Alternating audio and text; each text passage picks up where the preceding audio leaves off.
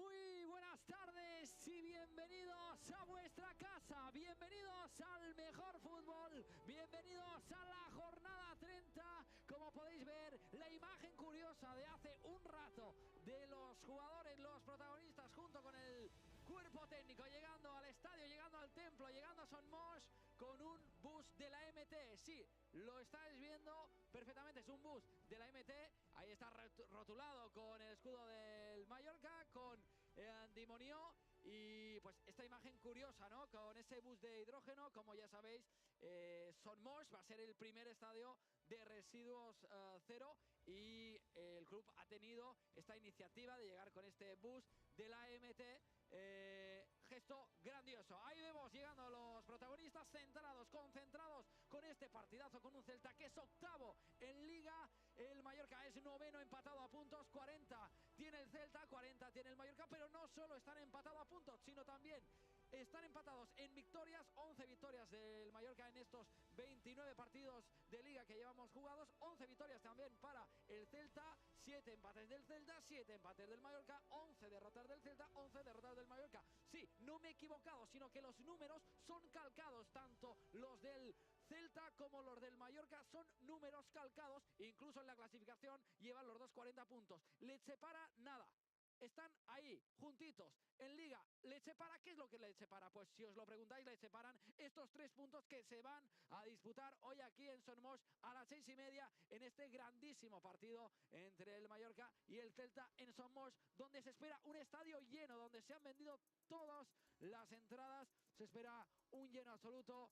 Buena tarde, sol, es un día agradable con el que vamos a poder dar inicio a este partido y buscaremos estos 3 puntos. Conmigo hoy tenemos a alguien especial. Sandro, bienvenido, ¿cómo estás? ¿Qué tal, compañero? Pues mira, con mucha ilusión a ver qué pasa, ¿no? Y qué nos depara el partido de hoy. Rápido, una pincelada rápida. Partido importantísimo, los dos equipos están muy igualados. Una primera pincelada de lo que esperas del partido. No, espero un partido muy competido, muy igualado, con dos equipos que compiten muy bien, con un ritmo alto de juego, con un Celta que está viniendo de menos a más, sobre todo esta segunda vuelta, y que al final es lo que le ha llevado a estar ahí. Y bueno, el partido será muy competido porque ambos juegan sus aspiraciones, ¿no? Hablamos de poder estar en Europa, ¿no? Ayer el Rayo perdió, entonces ambos se pueden poner ahí cerca de esa séptima plaza, luchar por ahí, entonces creo que eso va a dar mucho juego. Hay mucha previa que vamos a analizar todo, hay mucho para hablar por delante, pero uno de los hombres que tenemos ahí en el terreno de juego, a pie de campo, es nuestro compañero Damián, que nos va a alumbrar con alineaciones y con mucho más. Damián, bienvenido, ¿cómo estás? Gran partido hoy, ¿eh?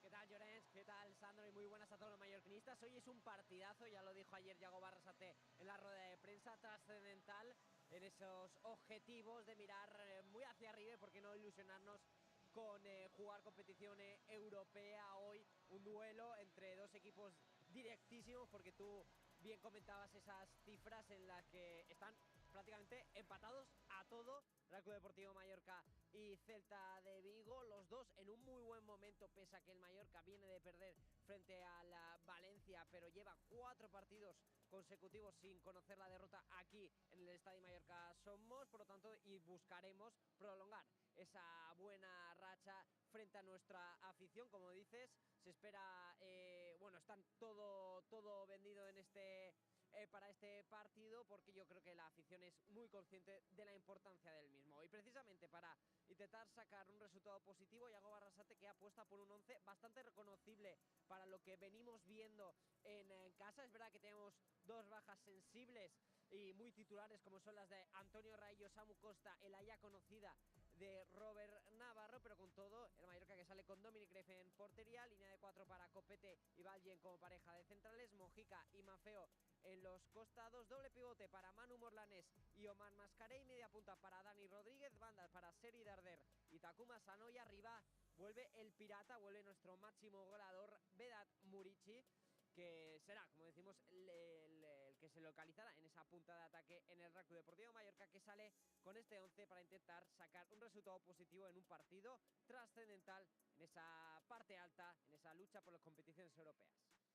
Muchas gracias, Damián. Ya tenemos el 11 titular del Mallorca desvelado, un 11 que lo hablábamos, Sandro, antes de arrancar el programa con la incógnita de, claro, tenemos a Raillo pues sancionado, tomó Samu Costa con 5 tarjetas amarillas. Teníamos también en la duda de Martín Valgent y Mojica, que iban arrastrando estas molestias, pero sí que sabíamos que recuperábamos a Vedat Muriqui, también a Kyle Larin, después de también que en Valencia arrastraran unas molestias. 11 titular, ¿qué te parece, Sandro? ¿Es el que esperabas? Yo en mi caso es el que esperaba, creo que es un 11 bastante reconocible. Al final apuestas por Copete para darle continuidad. Y yo creo que la de Valgent, lo comentaba, ¿no?, fuera de micro, al final es un líder y ahí puede tener más o menos molestias, pero si está en condiciones de jugar, y sobre todo teniendo en cuenta que Raillo es el líder principal de este equipo, sobre todo es el que te comunica, el que guía al equipo, creo que es muy acertado apostar por Valgent. Y Mojica ya lo hemos visto, Mojica es un tío capaz de recuperarse bien y si está en condiciones, pues puede ser un jugador que le genere muchos peligros, sobre todo a este Celta, que al final luego veremos que te deja ciertos espacios, entonces veremos si lo podemos aprovechar. En el centro del campo teníamos poca duda, Mascarell, Morranes y Sergi Darder, y tanto Dani Rodríguez, Muriqui y Takuma Sano arriba, ¿no?, que esa pólvora que puede marcar bastantes goles. Sí, sobre todo al final Morlanes, recordamos, es un jugador de los que más recupera, le da mucha continuidad. Al final cuando no ha estado Samu, ha estado jugando Mari, siempre es un jugador que cumple, es un jugador de equipo, es un trabajador, entonces eso al final ayuda mucho al equipo. Y Sergi, ¿qué decir de Sergi? Sergi aparte de este año se está encontrando cada vez mejor y cada vez que juega pues es un recital. Y luego los de arriba, como decías tú, Asano al final te puede dar ese punta de velocidad, puede dar esos marques de ruptura, puede dar algo distinto. Muriqui al final, cuando está bien, tiene que jugar, al final es nuestro delantero, es nuestro goleador, para eso es nuestro máximo goleador. Y luego al final Dani, que también es que no hay calificativos para definir lo que hace temporada tras temporada, partido tras partido, que es ese jugador que si no juega al final piensas, tendría que haberlo puesto porque es que trabaja como nadie y siempre aporta tanto en ataque como en defensa. Pues este es el 11 titular con el que sale hoy Iago Barrasate en la jornada 30 en este Mallorca Celta. Iago Barrasate en la rueda de prensa previa de este partido comentó que encaraban este partido con mucha ilusión, ya que era un rival directo. Vamos a escuchar las palabras de Iago Barrasate ahora mismo, hace un rato, en los micrófonos de nuestro compañero Damián. Sí, ya estamos con el míster, con Iago Barrasate. ¿Qué tal, Iagoba? Muy buenas tardes. Buenas. No le quitaste, ¿no?, ningún ápice de importancia al partido, trascendental y quizá un poco más, ¿no?, tras la derrota de ayer del Rayo. Bueno, ahora mismo es un rival directo, estamos empatados con ellos con 40 puntos, jugamos en casa con nuestra gente, por eso hablaba de partido trascendental, ¿no? Otros resultados pueden ser mejores o peores, ojalá sean buenos como están siendo hasta el momento, pero lo importante es el camino que hace uno mismo. ¿Cómo está el equipo? ¿Cómo lo has visto a lo largo de esta semana? Bien, con ganas, venimos de una derrota y cuando vienes de una derrota siempre tienes ganas de que llegue el partido siguiente y si a eso se le añade que es en casa con nuestra gente, pues más si cabe. ¿Cómo buscarás hacer frente y hacer daño también a un equipo tan valiente como es el Celta de Vigo? Sí, no es fácil, ellos son dominadores, les gusta llevar la iniciativa y nos va a tocar defender, lo tenemos que hacer con solvencia, pero a su vez necesitamos atacarles también y que ellos corran hacia atrás, donde ahí yo creo que pueden sufrir un poco más y bueno, a ver quién se impone dentro de esos dos estilos. Y a la última, en cuanto al 11, no muchas novedades, ¿no?, respecto a lo que viene siendo habitual en casa. Vuelve además Muriqui, vuelve Dani, vuelve Mojica. ¿Qué buscas con este 11? Sí, bueno, más allá de las dos bajas que tenemos por sanción, es un 11 reconocible en casa, creo que nos está dando equilibrio y bueno, últimamente pues bueno, estamos bien y bueno, lo que buscamos es un poco eso, ¿no?, ser dominadores, ocupar bien los espacios y luego también a nivel ofensivo tener más presencia, ¿no?, cerca del área, que creo que puede ser determinante para ganar el partido. Iago, gracias y suerte. Vale, gracias. Partido trascendental, es lo que decía Iago Barrasate sobre el encuentro de hoy. Es un partido importante, lo sabe el técnico, lo sabe el equipo, porque en su lucha directa con ese sueño que es Europa. Vamos ya con el 11 del conjunto rival. ¿Con qué 11 sale Damián Claudio Giraldez? Pues también con un 11 bastante reconocible, el que sale el conjunto gallego, que viene de una buena dinámica, 7 partidos consecutivos sin perder. Es verdad que fuera de casa no son grandes números, ha sumado 10 puntos de 42 posibles, aunque en esta racha de 7 partidos consecutivos sin perder, 3 de ellos han sido fuera de casa, 2 empates y una victoria frente al Valladolid, por lo tanto no va a ser una tarea fácil. Y como decimos, sale con un 11 bastante reconocible Giraldez, con Guaita en portería, línea de 3 para Marcos Alonso, Starfel y Javi Rodríguez. En los costados, Carrera y Mínguez. A doble pivote para Ilais Moriba y Fran Beltrán. Arriba, tridente ofensivo para Yago Aspas, Alfon y Pablo Durán. Una Celta de Vigo, como decimos, llega en un buen momento, que tiene la ausencia por decisión técnica de Manquillo. Está en el banquillo Borja Iglesias, que se habló en la prensa gallega que podía ser duda para este partido, ya que en el día de ayer, viernes, no entrenó por un proceso febril, pero está de momento en el banquillo. Veremos si Giraldez considera que está apto para lo que pueda aportar en los minutos que lo requiera así el técnico jovencísimo del Celta de Vigo, que sale con este 11 que ya hemos repasado. Muchísimas gracias, Damián. ¿Ves este partido como un duelo directo por Europa? Veo por un duelo directo ahora mismo por la octava plaza. Si empatamos somos nosotros, si ganan son ellos, y si ganamos somos nosotros. A partir de ahí ya veremos en las 8 jornadas siguientes, pues, por qué peleamos. Tenemos 40 puntos y estamos octavos a día de hoy. Ya con ganas de que empiece el partido. Sabemos lo duro que es el Mallorca, sabemos lo difícil que es enfrentarnos a ellos allí en su campo. Tenemos el precedente del partido de ida, que fue un partido muy, muy duro, en el que cada metro de campo era una auténtica batalla, y sabemos que nos quedamos el otro día con la miel en los labios de sumar 3, y ojalá pues podamos conseguirlo en este partido, en el que tenemos que competir muy bien, muchas situaciones cerca de nuestra portería, balón parado, centro lateral, que vamos a tener que estar muy certeros para poder salir de su press, y que ojalá pues estemos acertados en las áreas, que creo que es lo que el otro día nos privó de llevarnos los 3 puntos. Ahí están las palabras de Claudio Giraldez, el entrenador del Celta, que tal vez en la primera vuelta, Sandro, podríamos hablar de un entrenador cuestionado, porque es verdad que los resultados no terminaban de salir, pero es lo que pasa cuando un club, un equipo, apuesta por un entrenador y apuesta por un proyecto, que al final pues llegan los resultados, como estamos viendo ahora en la segunda vuelta, de un Celta de Vigo que, como ha dicho Damián, llevan 7 partidos sin perder en Liga, su última derrota. Es curioso porque hablábamos de la igualdad en la clasificación, pero es que hay igualdad también en el último partido perdido, porque el Celta pierde su último partido el 2 de febrero ante el Valencia, 2-1, y el último partido que pierde el Mallorca es la última jornada ante el Valencia, también por una... Tiene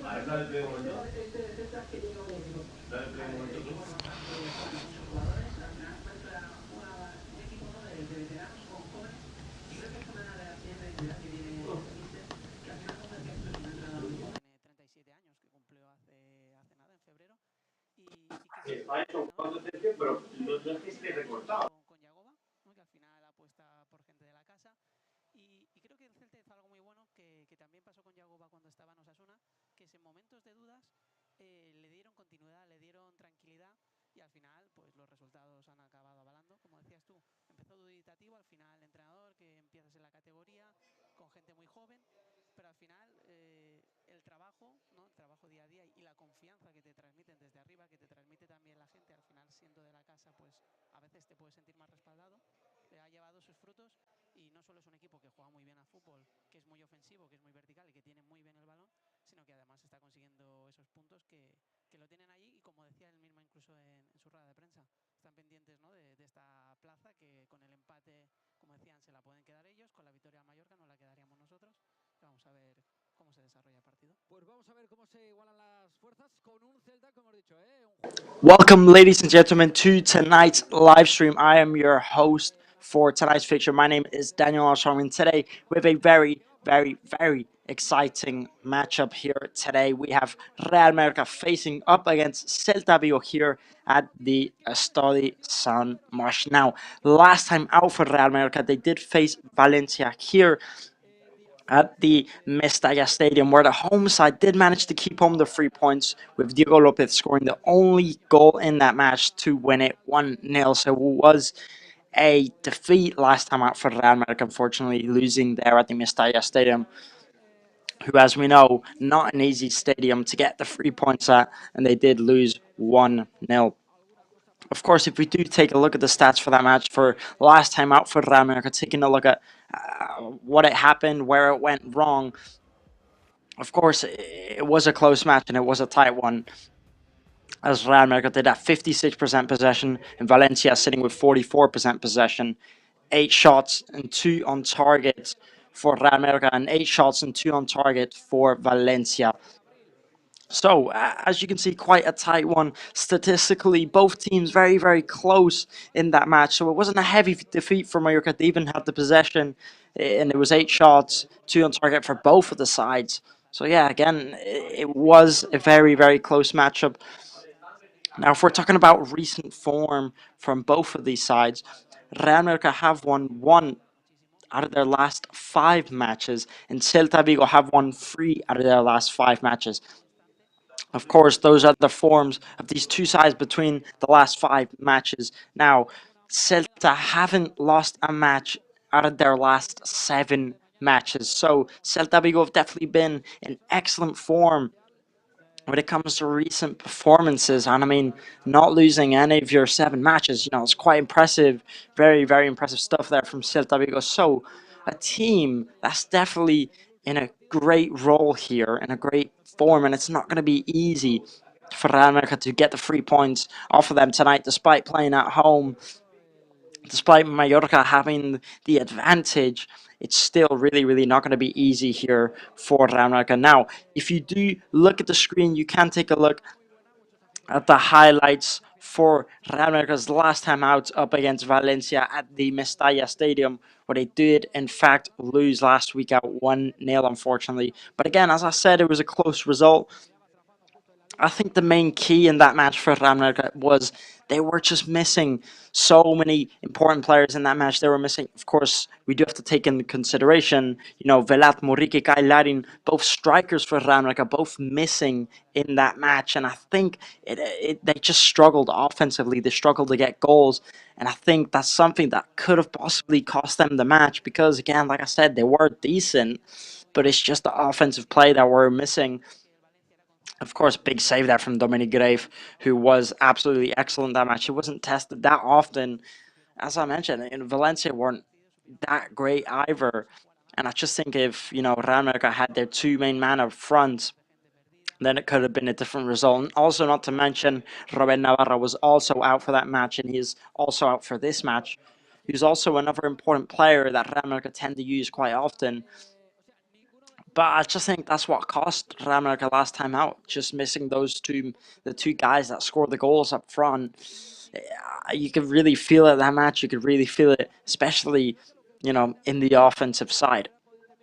But luckily for Real Mallorca, Cagliari and Villamaric, both of them are back here tonight, so they will not be missing. But if we are talking about players that are missing, of course, unfortunately for Real America, Samu Costa, Antonio Reyo, and Robert Navarro all out here at tonight's fixture. But again, as I did mention, if you look here, if you do have your screen open and you are looking at the highlights of this match, it was a decent match and quite a lot of chances. Almost could have been a screamer there from Sergi Darder attempting the volley from outside of the box, and what a shot that was there. But again, it was a good match. It was a decent match. They were just missing, that goal, that offensive threat. And also, one thing I do want to talk about in that match is, the way just Pablo Maffeo was looking in that match was just so impressive. There's the goal there from Diego Lopez, who did score the only goal in that match for Valencia. Again, and it was because of a defensive error, unfortunately, for Real America, losing the ball in the counter-attack. They break on the counter-attack, and Diego Lopez just slots it in. It's just a defensive error, losing the ball in the middle of the pitch. And again, here's another excellent chance. Obviously, we have been seeing Sergi Darder has been very familiar with those types of balls, and Pablo Maffeo also helping to cross in those type of balls. And usually we'd have Vera Muriqui to get his head on the end of it, but again, he wasn't there tonight. And Takuma Sano getting closes there. Danny Rodriguez getting chances, but nobody managing to put it on target. And yeah, that's just, if you missed it, that's pretty much what cost them the match, not getting the shots really on target, not pressing more offensively. And they were just missing those players that, that score the goals for them. And it's something that really cost them out there tonight. Now, if we are talking about the last time out for Celta Vigo, on the other hand, they faced Las Palmas at the Estadio Abanca Balaidos, where it did all end square, with both teams taking home a point each, ending at 1-1. Looking at that Celta Vigo match, Alfonso Gonzalez scored for Celta Vigo, and he was the only person to score for Celta Vigo that match out.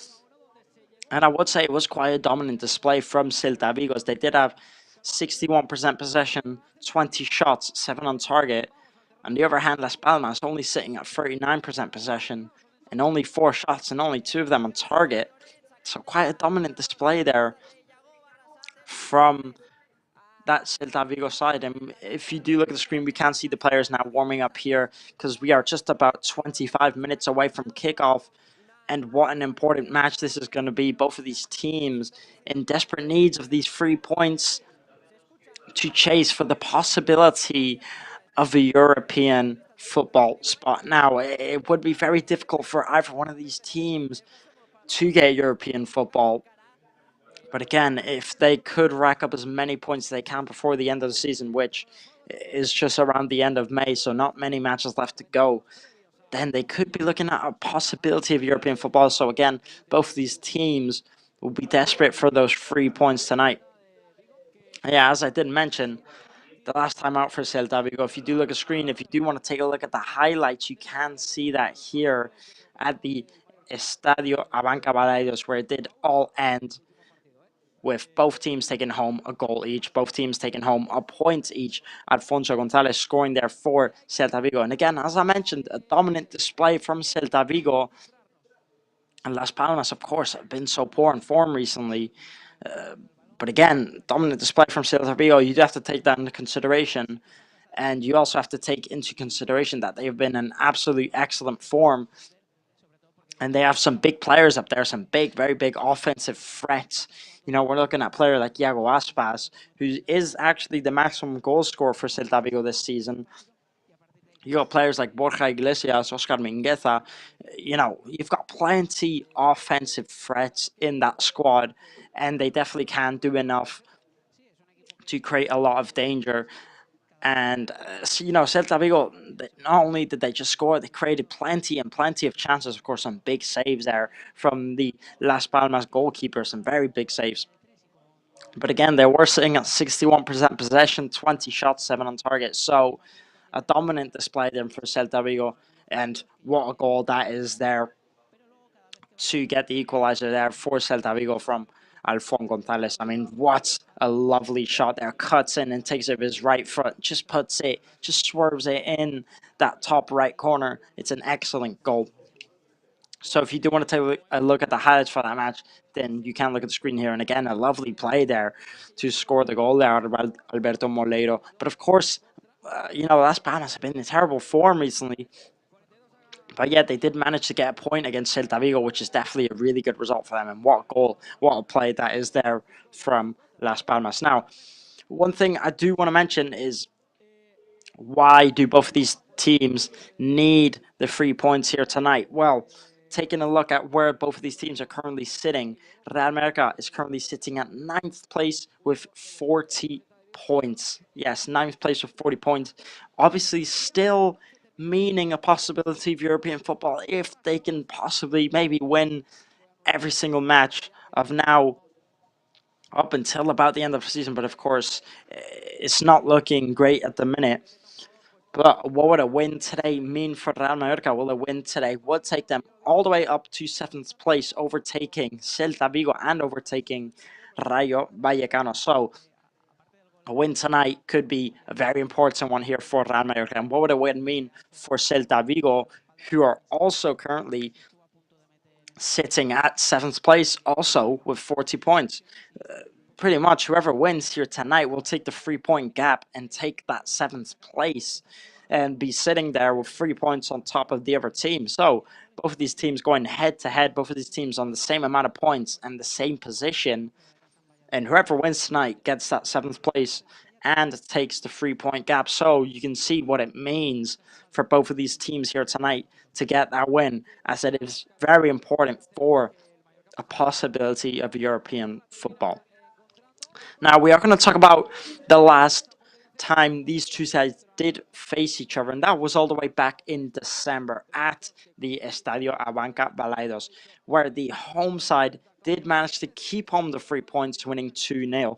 It was Alvarez and Iago Aspas who did score for Celta Vigo, and a big result, obviously, for Celta Vigo, as Real Mallorca were doing decent in those times. But if we do look at the stats from that match, from the last time that these two sides did play each other, all the way back in December, Mallorca had 50% possession and Celta Vigo at 50% possession. So both of these teams sitting with exactly the same amount of possession. It was 12 shots, 2 on target for Real Mallorca, and 9 shots and 2 on target for Celta Vigo. So close statistically, but again, Celta Vigo scoring the 2 goals and Real Mallorca, and they didn't score the 2 goals. They were missing a bit of offensive threat in that match, but again, a very, very close one. And I think just looking at how close both of these teams are here tonight, I mean, sitting exactly both of these teams on the same position with the same amount of points, I just think it's going to be such a close result here tonight. But again, if we are talking form, Celta Vigo have been absolutely dangerous recently, not losing any of their 7 matches. So I couldn't even tell you who's going to win here tonight. It is just so close between both of these sides. I think it could really go either way. But one thing we do also have to mention is that Real Mallorca are playing home. They are the home side. They do have the advantage. And you wouldn't actually believe this if I told you, but tickets have sold out here tonight at the Estadi Son Moix. Yes, the tickets have actually sold out. So this stadium will be packed to the brim. And hopefully that can help push this Real Mallorca side on here tonight. Hopefully it can show them that the fans are there, the fans are being loud. And I mean, when I was arriving here to the stadium, it was so loud, full of music ambience, and the fans were all over the place. So that is something to take into consideration. Of course, one thing Real Mallorca were also missing last time out was this man right here who's back in the lineup, and it is Dani Rodriguez, sitting this season with 6 assists and 4 goals. Very, very impressive stats there from Dani Rodriguez. He is also the player who's created the most big chances for Real Mallorca this season. So a key player sitting in that center attacking position for Real Mallorca when it comes to not only scoring goals, but also assisting players and creating big chances. Dani Rodriguez, also a very, very important player, and he is back here tonight in the starting lineup. So hopefully that is another advantage for Real Mallorca to push this team on forward, and it could be very, very important. Now, the last time Celta Vigo actually came here at the Estadi Son Moix was all the way back in January 2024, where both of these teams, again, took home a point each, ending at 1-1. In that match, Iago Aspas did score early on, and Guy Larin later went on to score the equalizer for their team. So again, when both of these sides face each other, it's always a very, very close result. And one thing I always seem to be noticing is Iago Aspas scores every time. And I mean, he's definitely the man to be looking at here tonight. He's starting on that left wing for Celta Vigo. And he is currently the maximum goal scorer for Celta Vigo this season. He's got 8 goals to his name. In comparison, for Real Mallorca, Velad Muriqi is currently the maximum goal scorer for Mallorca, and he's got 7 goals, just 1 goal difference there. But of course, one thing you do have to take into consideration is the massive player, the massive legend Iago Aspas is for that Celta Vigo squad. And I mean, he actually is the highest goal scorer of all time for Celta Vigo with 210 goals to his name. Not only that, he is also the player with the most seasons played at Celta Vigo, competing now in 16 different seasons for the club. And I mean, what a stat. Look at those numbers. And I mean, it's just absolutely impressive. The player that Iago Aspas is, the player he has turned into, and the history he has at that Celta Vigo club. And again, like I've been saying, he is a massive threat. Now, we are going to take a quick break before the kickoff. We're just 15 minutes away, so nobody go anywhere, and we'll be back very, very soon.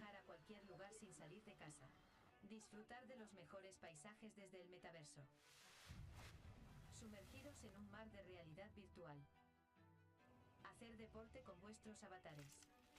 La inteligencia artificial predice vuestros gustos. De hecho, no tenéis que estar cerca para pasar tiempo juntos.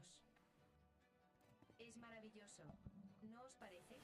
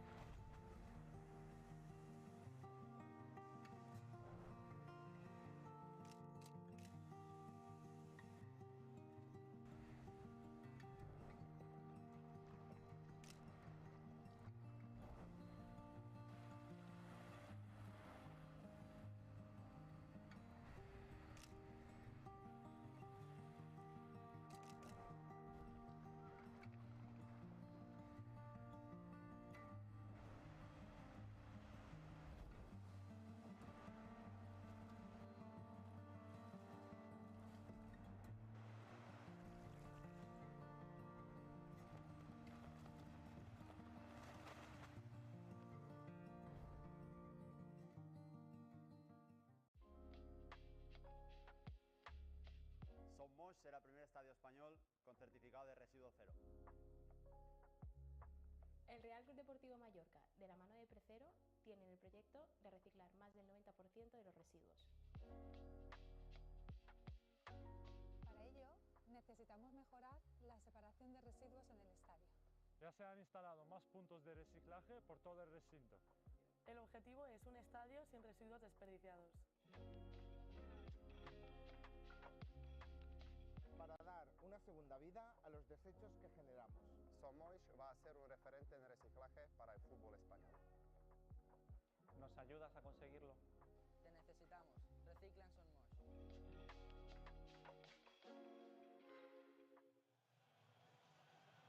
Pues ya estamos aquí de nuevo.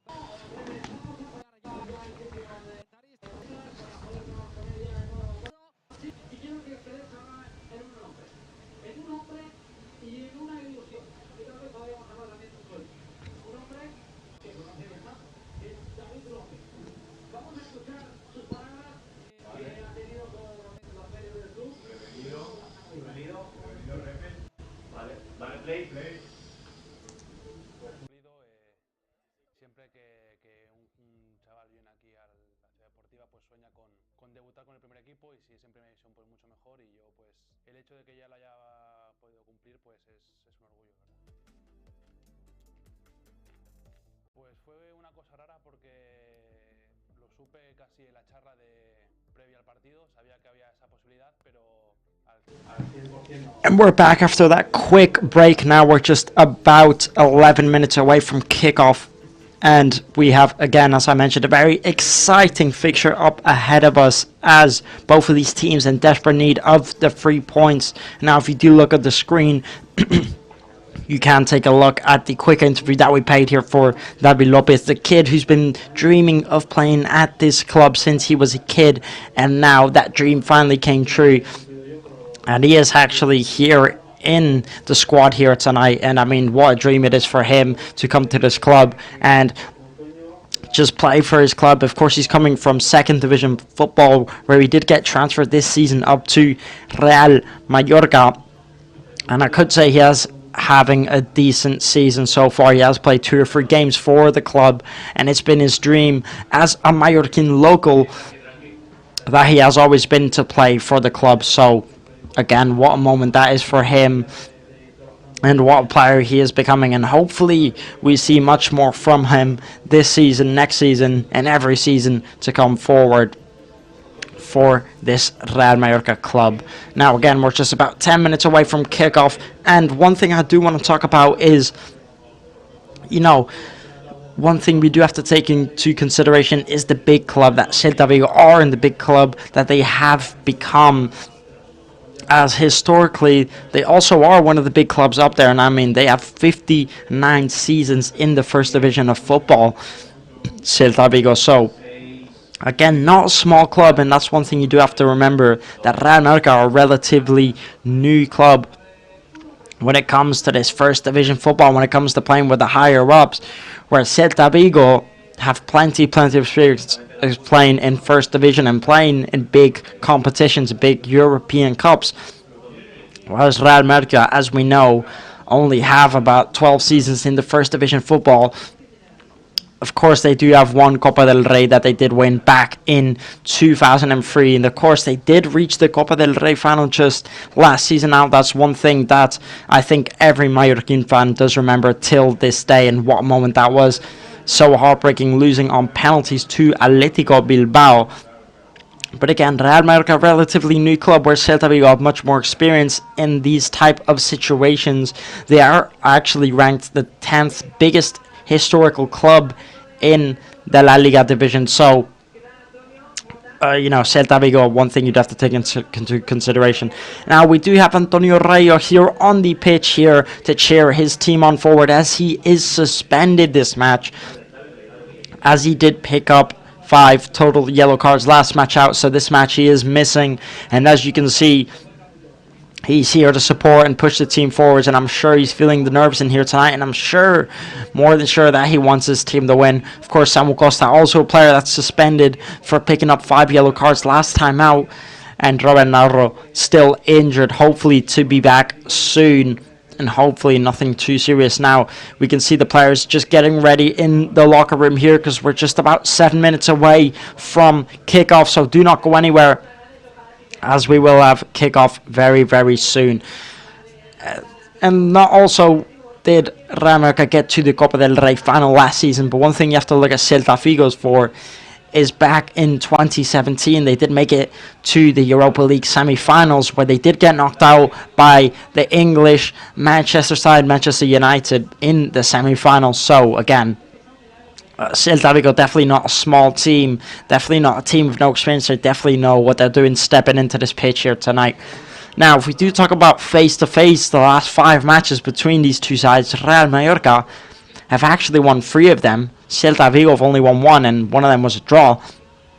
So in the last 5 matches, Real Mallorca, of course, do have the upper hand when it comes to that. But Celta Vigo definitely more of an offensive side more than a defensive, as they are very, very good at scoring goals. But on the other hand, Real Mallorca definitely more of a defensive side. But me saying that, I have this stat in front of me that says Real Mallorca haven't managed to keep a clean sheet in 12 matches now. The last 12 matches, they've not kept a clean sheet. They've conceded a minimum of 1 goal in the last 12 matches, which is definitely terrible for any team in LaLiga, really, to be conceding that amount of goals in the last 12 matches.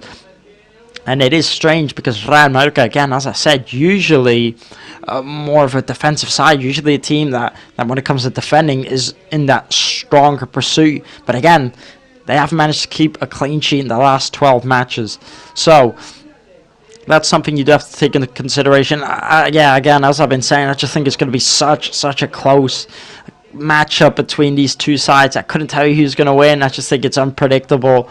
But we will see in just a few minutes, as we do have the players starting to line up in the tunnel. So do not go anywhere, because we're just about 5 minutes away from kickoff. If you do look at the screen here, you can take a look at the last time that these two sides did face each other, where unfortunately Celta Vigo did take home the 3 points, winning 2-0. But again, if you want to take a look at those highlights, then you can look at the screen here and take a look at that. Now, one thing I do also want to mention is Real Mallorca have only scored 5 goals in their last 5 matches, averaging 1 goal per match. Celta Vigo have actually scored 7 goals in the last 5 matches, averaging about 2.5 goals per match. So both of these sides not been scoring the highest amount of goals recently, which is strange, because Celta Vigo, again, as I mentioned, I think usually more of an offensive side, usually a good goal-scoring side, and Real Mallorca, on the other hand, usually more defensive. But when it comes to goals recently, both of these teams quite similar.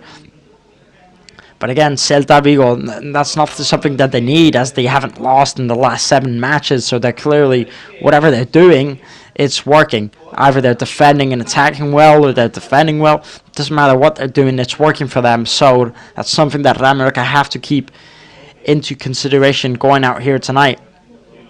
And again, I do actually remember commentating over this match back in December when they did face Celta Vigo, and it was just poor offensively, as that was a time where Real Mallorca were really struggling to score goals. I remember they're going through a bit of a bad patch. But again, Celta Vigo, when it comes to playing at their own stadium, they've always been a really difficult team to score against. And I do remember that Real Mallorca did concede 2 goals, but it was just defensive errors. Both of these goals, I remember, it was because they lost the ball in the middle of the pitch. And of course, Antonio Rio did get actually sent off this match, I remember, because of a very controversial handball, where some people say he shouldn't have been sent off. Some people said it should have been a yellow card. Let me know what you think in the comments. You can decide. But, you know, either way, the referee decided it was a red card. So he did get the red card for that match. And, of course, taking a look here, you know, Celta Vigo putting in the low cross, gets the rebound, and Iago Aspas just smashed it in. Of course, it went right at Dominic Grave. Maybe he should have saved that shot. But, again, the ball was going very powerful. The ball was really close to the net, so that's something that you also have to take into consideration. And then the full-time whistle went, and that was it for Jacoba Arrasate's side, the Real Mallorca side, losing 2-0 there at the Estadio Abanca Balaidos. Now, we're just 3 minutes away, maybe even 2 minutes away from kickoff actually, and the players are just about to start heading out of the tunnel now, so do not go near us, we will get that. And again, as I mentioned, the stadium actually sold out in tickets here tonight, so it should be absolutely packed here in Estadio Somos, and hopefully these players can feel that support out here tonight. They can feel that their fans are there for them to push them forward. And now here we have the players walking out of the tunnel, and what a match we have ahead of us. I definitely think it's going to be a very, very exciting match.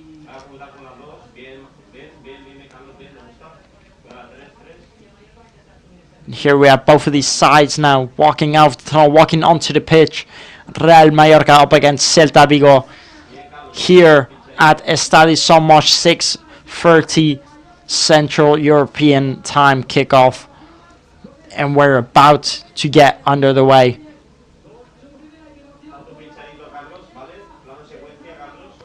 And Real Mallorca wearing their first choice kit, the red and black, the one I'm currently wearing myself, and Celta Vigo wearing also the first choice kit, the home kit, the blue kit. So both of these teams wearing the colors they want, and everybody's happy here at the Estadio Somos. And I hope you're all ready for this exciting kickoff, as we have a very, very big game ahead of us, and whoever wins here tonight will be taking that 7th place spot and will be chasing the possibility of European football. So hopefully the outcome is the one we want for Real Mallorca to come out on top with the 3 points.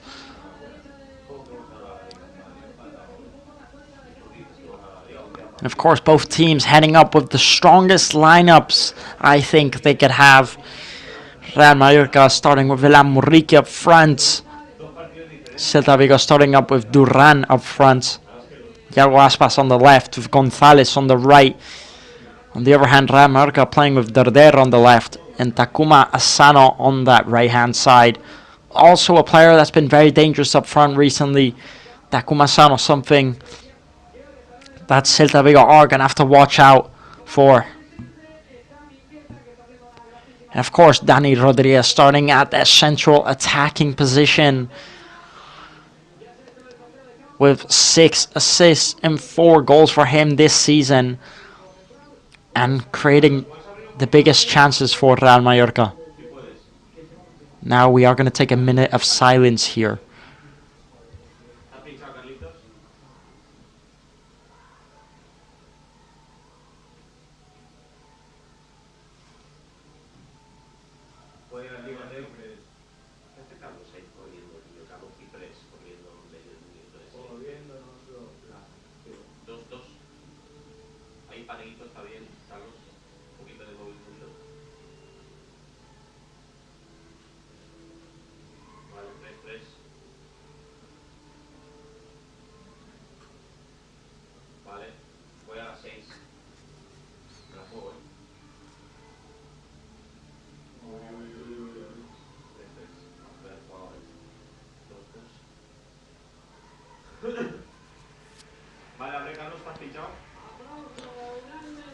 And a very, very big clap here from the Estadio Somos for Bellos Vallejo, who unfortunately passed away this evening.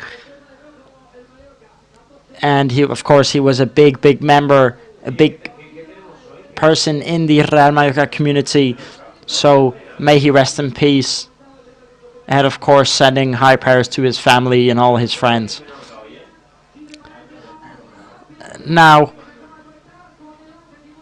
we are just going to take a look at the starting 11 in case you did miss it. We're going to start with the starting 11 for Real Mallorca. Of course, they are starting Dominic Greif at the back. At centre backs, we have Copete, Martin Valgent, Pablo Maffei on the right, Johan Mojica on the left. At centre defensive mids, we have Omar Mascarell, Manu Morlanes.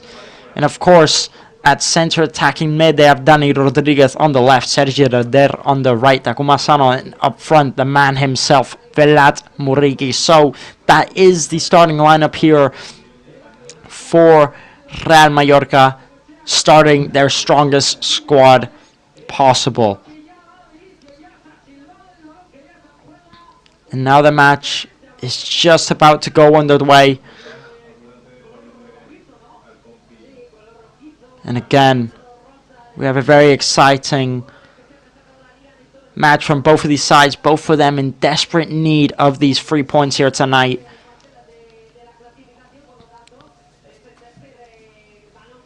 And again, as I said, both of them sitting right at 40 points. Both of them sitting right at the same position on the table. 40 points each from both of these sides.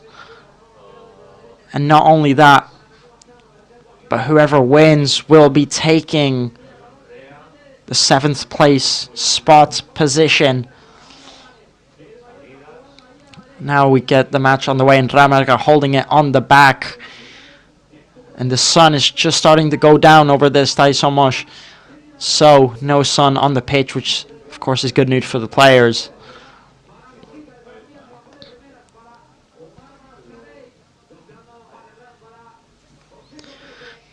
Now Real Mallorca playing out the back, just taking it slowly. Of course, Real Mallorca are starting Copete out here tonight, as Antonio Reyo did pick up a suspension last time out, picking up 5 yellow cards. So he is missing here tonight. So they are starting Copete and Martin Valiant as centre backs. Now Valiant's going to play it back into Dominic Grave, who takes it as calmly as possible, playing it out to Mojica on the left-hand side. Now Real Mallorca losing the ball, and Iago Aspas trying to put in the low cross. Real Mallorca clearing it instantly, dealing with no danger. Now, can he chase it down? Almost made something big of it. It was Takuma Sano chasing it. He does get the ball back. Now Real Mallorca holding it on that half-pitch position, playing it out wide into Maffeo. Maffeo tries playing it through the middle. Can't get it back. Dani Rodriguez playing it into Muriqi. Muriqi just can't get on the edge of that pass. It looks like it was offside either way. But again, a decent effort there from Dani Rodriguez. And now Celta Vigo get the ball back. Maybe can they hold it for a bit? As Real Mallorca have been holding it completely up until now. Celta Vigo also playing with 5 at the back here tonight. But they couldn't keep the ball very long. Takuma Sano getting it back. But again, Takuma Sano loses it instantly. Now Celta Vigo are going to play it quickly. Playing it down the back. Did quite look like a foul to me, but the referee didn't allow it. Now Oscar Mingueza, lovely play here from Celta Vigo to play it through the middle. And it's Moriba who plays it back into Gonzalez. Gonzalez decides he's going to restart the play. Now Celta Vigo are going to switch it all the way over to that right-hand side. And again, I just think this match is going to be such a close one from both of these sides. Now it's Gonzalez again. Gonzalez trying to play it into Moriba, but Martin Valiant was there. And now Real Mallorca get the ball back. And Omar Mascarell down, helping out Real Mallorca to play from out the back. That's something Omar Mascarell does tend to do. He does tend to sit really in that deep position and help Real Mallorca play from out the back. It's something that he is good at. You could class it as his role. And Omar Mascarell, for me, has been a very, very underrated player this season for Real Mallorca, not talked about enough.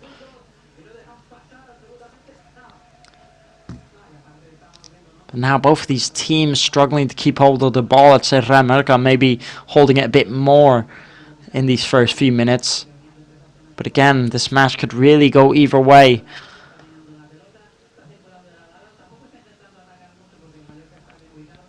But I just think Celta Vigo maybe want to take a slow approach in this match.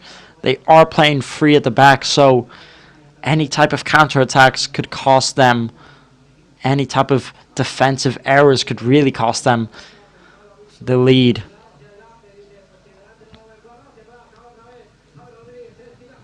Now Celta Vigo trying to push up forward, but Copete there to deal with it. Poor clearance here from Dominic Reif, and now Celta Vigo are going to start again down that right hand side. It's Iago Aspas taking it forward. Tries playing it back, but Mojica was there to intervene. Celta Vigo getting the ball back. Playing a lovely ball in. Trying Celta Vigo, really trying down to get that right hand side, trying to put the crosses in. But for now, Real Mallorca doing a good job defensively to hold it. Now Real Mallorca get the ball back. Can they break on the counter attack? They decide they're going to take it back and play it slow.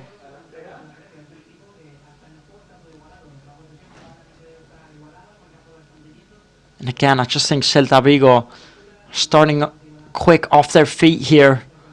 But I think they'd want to take a slower approach, especially with playing free at the back. They, of course, are taking a risk here. But Real Mallorca really need to go for those 3 points here tonight. I don't think Real Mallorca could hold back. I don't think they should be holding back. I think they definitely need to go for it. And now here comes Real Mallorca. It's Pablo Maffeo down the right hand side. Puts in the cross. Looking, it's Muriqui gets on the edge of it. But Guaita gets there first. And what chance that was there for Real Mallorca. Guaita just gets there first. Just looks like it's Muriqui who heads it. And then Takuma Asano chases the rebound. Gonna take a look at the replay here. It's Muriqui, just heads on forward, leaves it, lays it out to Takuma Asano. But Guaita was definitely on his toes, sharp, to get there first. And again, a great play there from Real Mallorca, and that's definitely what they were missing last time out. They were definitely missing those two men up front. And I mean, you could see the type of influence Vlad Muriqui makes on this squad, the type of goal scorer, the type of player he has been this season. He's just been so impressive. And I mean, 7 goals this season, and hopefully much more to come for Vlad Muriqui.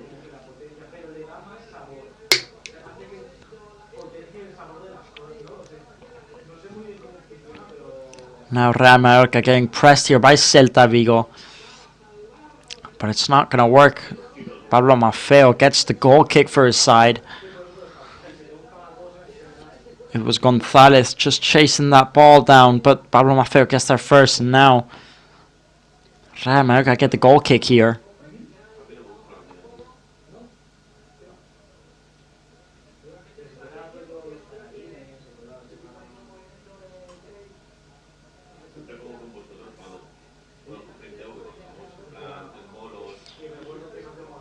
Now Takuma Asano doing well to bring it down here. It's Muriqui, plays it forward.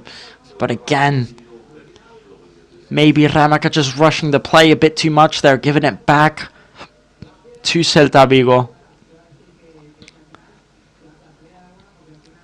Here Real Mallorca putting on the pressure here. It's Muriqui who's chasing him down. But Celta Vigo doing well to play from out the back here. Moriba helping out, doing his job.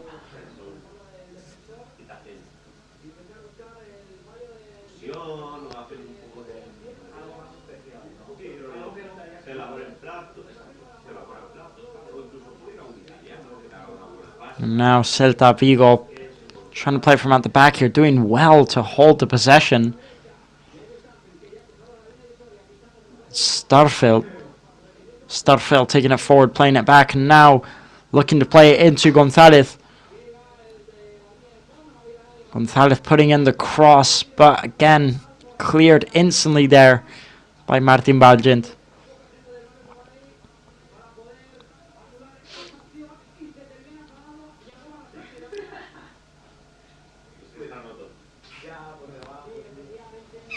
Now it is going to be a throw in here for Celta Vigo into Moriba, taking it quickly, trying to play it forward.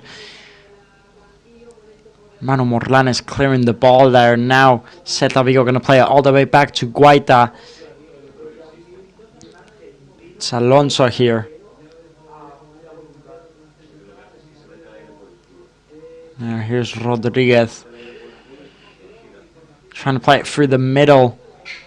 But Real Mallorca not allowing that to happen here as Pablo Maffeo plays it into Muriqui. Referee raises his flag. Has been given offside here. But again, it's Muriqui who's just always there to bring the ball down. You know, Real Mallorca can kick it up forward. And Vlad Muriqui's going to be there to take the touch and bring it down. Because that's the type of player he is here. Now here comes Celta Vigo pressing forward. It's Alonso. Alonso playing it into Mingueza. Mingueza back to Alonso. Alonso into Starfelt. Now Starfelt into Rodriguez.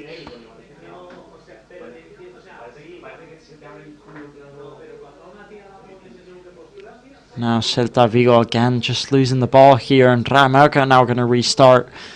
Playing it from out the back. It's Martin Valgent. Thiago Aspas claiming he got fouled there. Referee says get up. Now Real Mallorca almost giving away the ball there from a poor pass back. Martin Valgent gets there on time. But again, that could have been very dangerous there for Real Mallorca. Luckily, Martin Valgent was there. Jacobo Arrasate, I don't think he'll be too happy with the first minutes of this match so far, as they've been quite a slow start, I'd say, from both sides.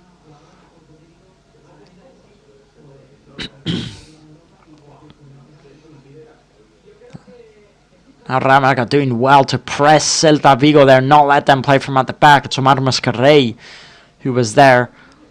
Now Celta Vigo get the throw in their own half of the pitch.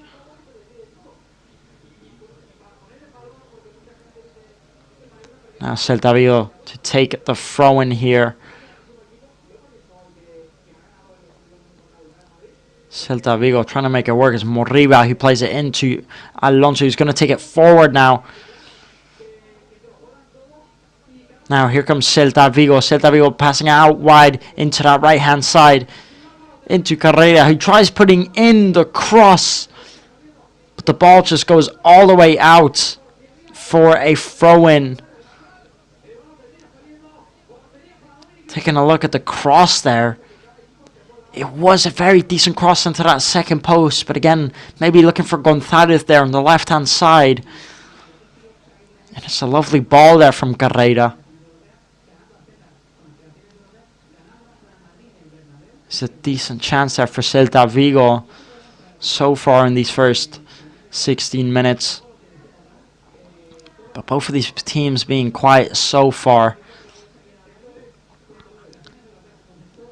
Now Real Mallorca doing very well to get the ball back there and playing it into Muriqui. But again, Muriqui can't get there on time, and it's Guaita who clears the ball to give the throw in here for Real Mallorca. I can already guess it's going to be Pablo Maffeo taking the throw in. He's going to put it into that box as he always does, his signature move. Maffeo takes the throw ins and he sends them all the way in to that deep penalty area.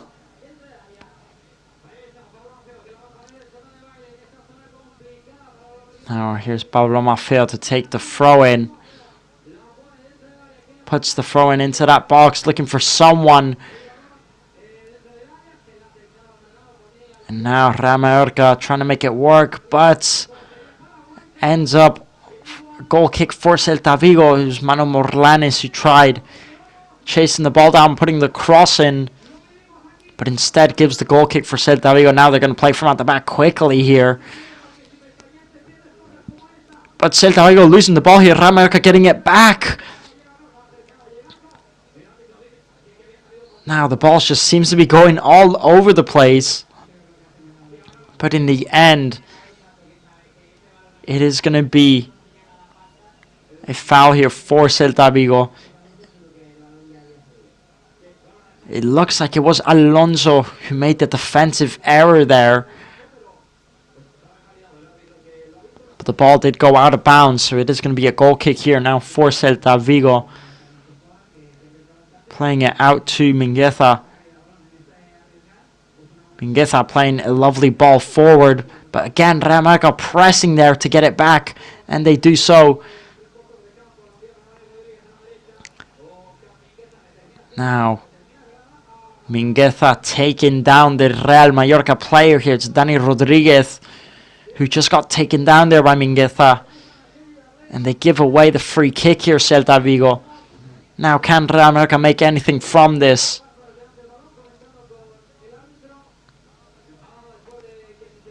Of course, Real Mallorca to take the free kick here now. Quite far out. Looks like it's Sergi Derder and Johan Mojica stepping up to take it. To put in the cross here. Now, can Real Mallorca make anything from the set piece? Sergi Derder putting in the cross, getting on the edge of it. And it is a goal here from Martin Valgent, who gets on the edge of the header and slots in that bottom left corner. And what a goal that is there. What a ball from Sergi Derder. And an excellent set piece free kick there from Real Mallorca. Sergi Derder putting in the cross into Martin Valgent, who puts it into that bottom corner. And what a start this is here for Real Mallorca. What a ball and what a finish there from Martin Valgent. And what a goal there. He just dives into the header,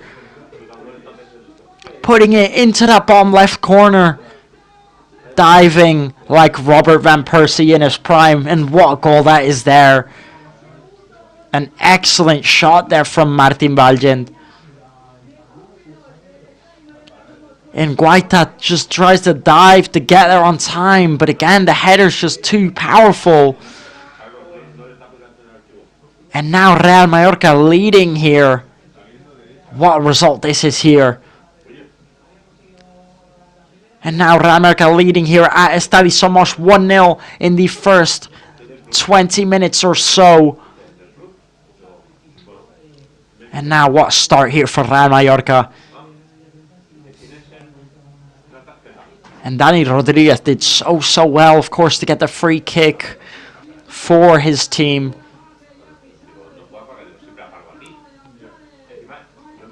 And now Real Mallorca start again. It's Celta Vigo. They get the ball back. They're going to play it forward here. Celta Vigo trying to play it through that middle side. Can't make it work. Switch out to the right here. Now Celta Vigo are going to play it all the way back. It's Alfonso here. Alfonso is going to play it into Mingueza, who won't be feeling good after giving away that free kick that led to the goal. Celta Vigo trying to play it all the way out to the right-hand side. Now Real Mallorca getting the ball back, playing it back to Dominic Grave. He's going to kick it up here, giving it all the way back to Celta Vigo. Now Alfonso taking it forward, playing it through the middle. Now Marcos Alonso is going to play it out back into Starfelt. Now Starfelt back to Alfonso.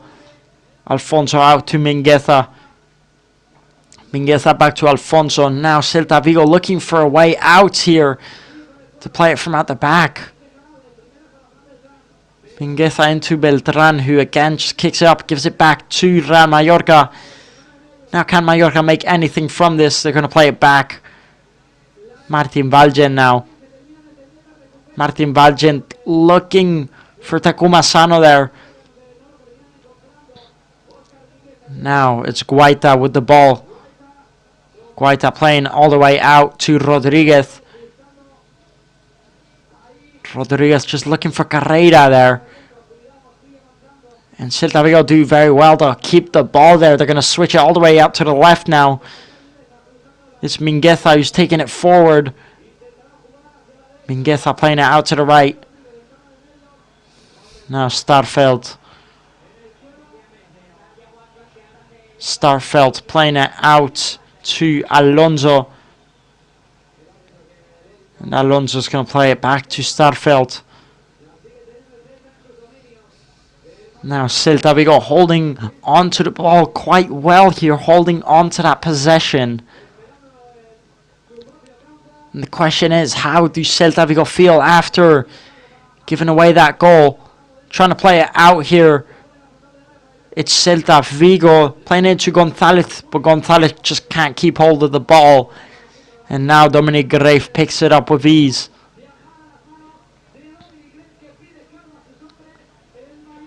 Taking a look at the replay here. Iago Aspas claiming he got fouled there by Copete. Not happy with the referee. Muriqi now doing very well to bring the ball back here. Muriqi holding it, playing it back to Maffeo. Maffeo into Valiant. He's going to play it out to Copete. Now Copete taking it forward down the left-hand side. He's going to play it into Mojica. Mojica is going to do very well here with Dani Rodriguez. And now Celta Vigo get the throw in, but it was a very good connection there between Dani Rodriguez and Mojica. Now Starfelt taking it forward for Celta Vigo. Celta Vigo struggling quite a bit to play it from out the back here in this match. Now it's Beltran who's going to play it out to Mingueza. Mingueza to Gonzalez. He's going to take it forward, trying to play it into Iago Aspas. But it's a poor pass. Mingueza gives a goal kick for Real Mallorca. I'm sure they won't be rushing. Taking a look at the replay from the goal there. Sergi Darder, I mean, what a player he has been for Real Mallorca. And the header's absolutely spectacular. He just dives into it. But the pass is even better. And Sergi Darder has been so familiar with these type of passes this season. They have been absolutely key here for Real Mallorca. Now Pablo Maffeo taking it forward, winning the header, playing it into Muriqi. Muriqi is going to kick the ball out, as there is a Celta Vigo player on the ground here. Not quite sure who it is. Yeah. Looks like it's Gonzalez who's on the ground there, quite hurt.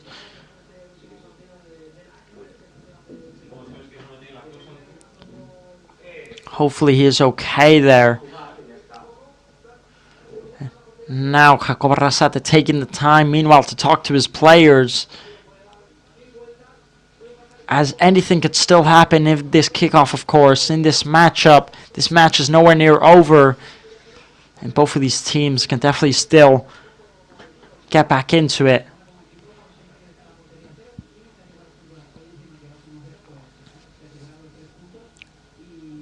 And now the play will be continued. It was Mingueza who was on the ground there.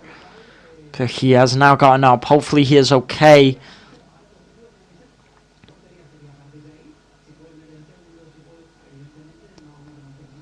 And now the player back on his feet. Celta Vigo will give the throw-in back to Real Mallorca for kicking the ball out earlier. Now Real Mallorca are going to play it back to Dominic Greif. Playing it out wide, looking for that left-hand side.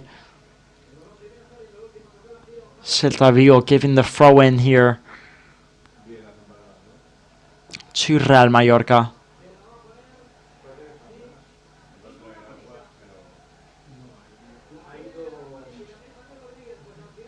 Now Manu Morlanes is going to play it out wide into Maffeo. Maffeo is going to play it back. Manu Morlanes decides to play it back to you. Now it's Copete who's taking it forward into Mojica. Now Real Mallorca looking very decent this match so far. I definitely think Jacob Arrasate will be happy with his home side in this first half, as it's definitely been a decent half. And of course, What a goal that first goal was here. Now Ramaca trying to make it work, playing from the right-hand side, but Celta Vigo try and break on the counter-attack. Luckily Martin Valgen was there to cut it out. Now Celta Vigo to take the throw-in for their side.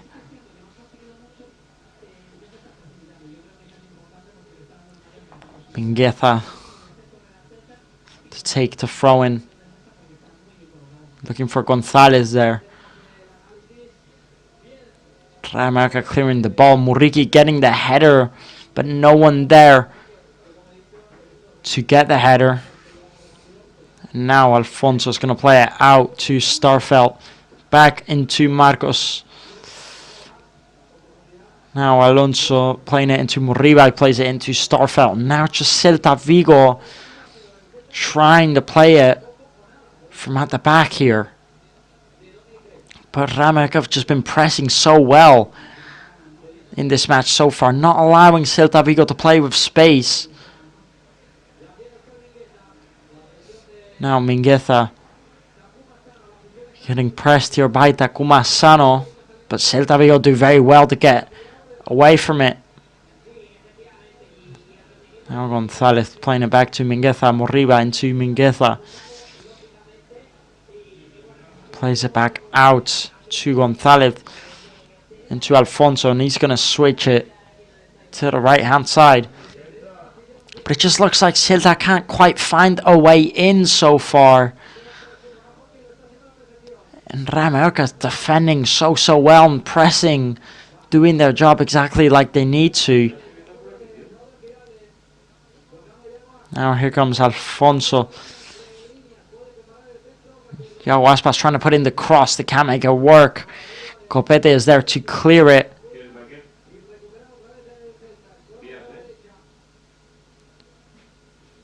Now Celta Vigo playing all the way back again and struggling offensively so far. Celta Vigo to get forward. Now Alonso's going to play it forward into Mingueza. Mingueza back to Alonso. Now Alonso taking it up himself. Celta Vigo quickly to lose it. And it's Takuma Asano who gets the rebound. Tries taking it forward. Moriba is there to get it. Now Celta Vigo getting the ball back. Going to play it out to Rodriguez. Now Celta Vigo trying to play down that middle. Ramaca not allowing them. It's Gonzalez here. Pablo Maffeo does very well to press him. Takuma gets the ball back. And the referee blows his whistle for a free kick for Real Mallorca here. It was Takuma Asano who just got hit there. Now 27 minutes in this match so far.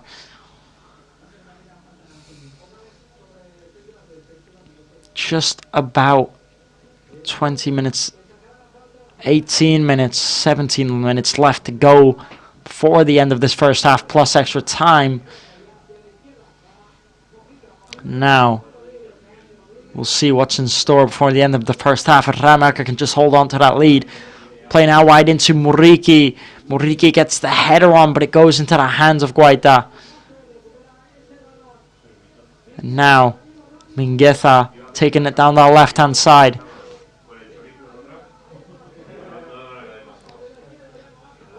Now, playing a ball into Yago Aspas, who almost gets on the edge of it. And it was a decent effort there from Celta Vigo. But Dominic Reif makes sure to stay on his toes and gets there first. Now it's Copete. He's going to play it into Mojica. Mojica trying to play it forward into Muriqi. Muriqi doing very well to protect the ball. Now Muriqi trying to get away with it. Referee claims no foul. Now the ball is just going all over the place here. Muriqi, of course, not happy with the referee claiming he got fouled there.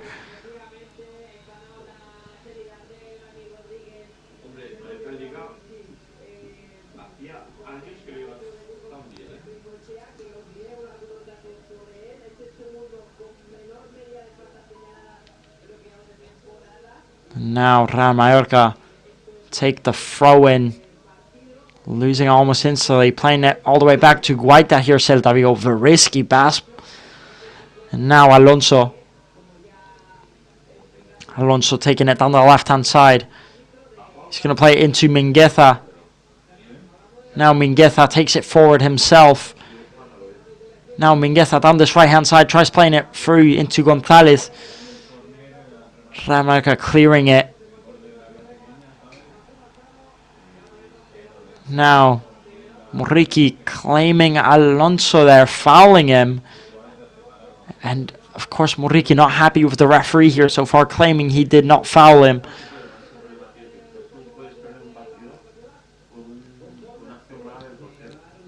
If Velat Muriqi does pick up a yellow card here, he will miss the next match out up against Real Sociedad.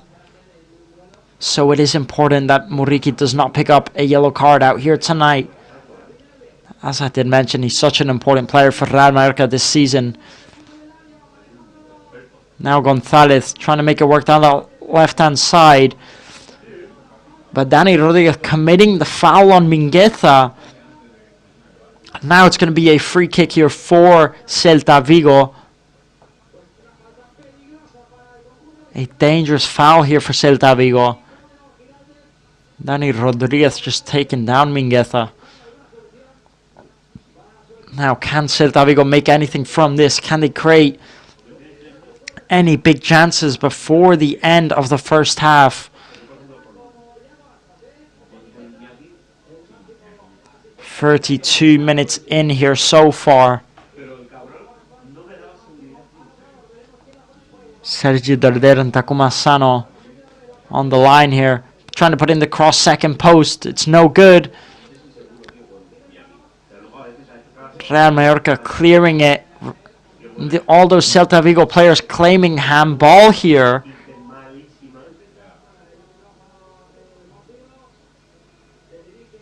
Now the referee stops the match as there is a player on the ground. It's Mojica who's on the ground here. Taking a look at the replay. Just looks like he might have gotten hit with the elbow. Hopefully he is okay. Just looks like his elbow clips him. Starfelt there who hits him with the elbow.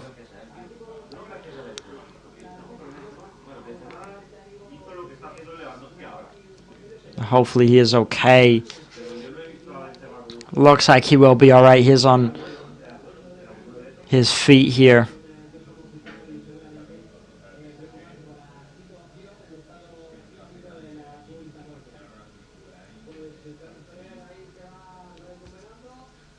Now Johan Mojica gets on his feet here and he is okay. Taking a look at the replay here from that first goal from Real Mallorca. I mean, what a goal that is there, and what a pass from Sergi Darder. He's just been so familiar with these type of passes this season. And Martin Valjem with an absolutely flying header. Robin Van Persie-esque, just dives into it.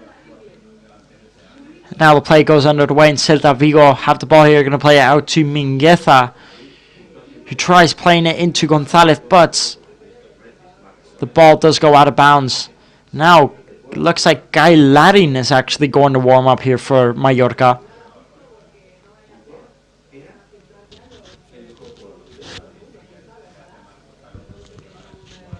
Now here's Mojica. Now Ramarca taking it forward. It's Dani Rodriguez chasing the ball down here. Goes back to Guaita. Guaita into Rodriguez. He's going to play it out now wide into Alonso. Now Alonso plays it through the middle. Starfelt with the ball here. Starfelt is going to play out to the left-hand side. Now, Celta Vigo starting to look a lot better, trying to put the through ball in. And it could have been very dangerous here. for Real Mallorca. Now the referee stops the play as Velat Muriqi is on the ground here.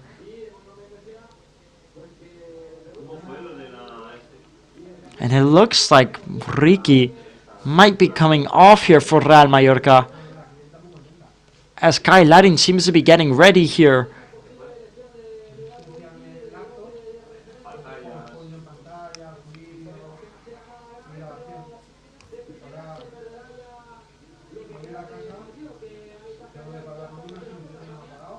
Now Kai Larin looks like he's getting ready here. And they are, of course, checking on Velat Muriqi.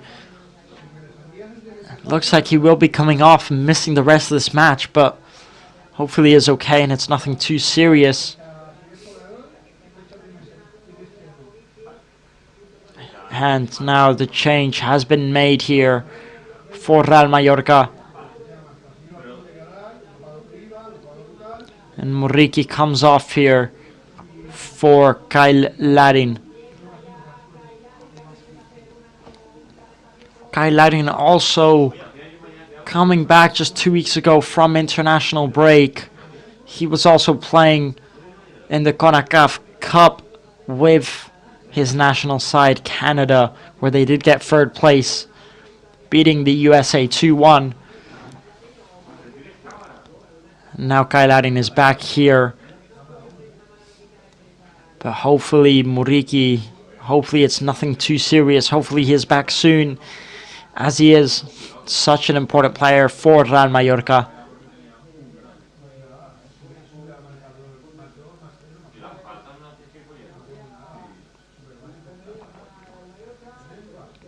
Now Real Mallorca trying to play it forward. Taking it down here. Looks like they're going to play it out into the middle. It's a lovely ball here from Manu Morlanes. Now here's Mojica. Mojica trying to play it forward, but Celta Vigo cutting out the pass here. And they do give a throw in here for Real Mallorca. There's decent play there from Mojica. And this ball here from Manu Morlanes. What a ball that was. Now Real Mallorca are going to take the throw in here.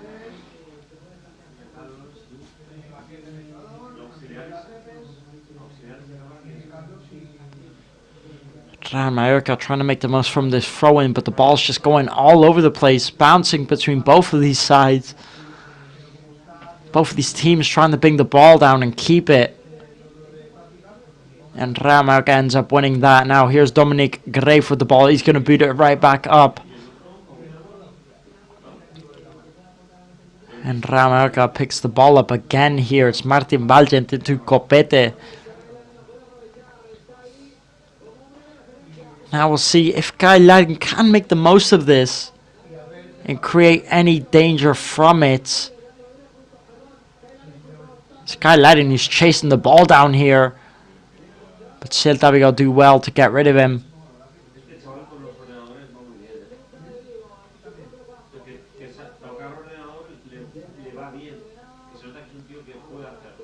Now here's Alonso. Going to play it out to Starfelt. Now Celta Vigo trying to make something from it. Gonzalez almost getting there. But again, Dominic Grave on his toes to get there first. And Celta Vigo still struggling to create danger up front here.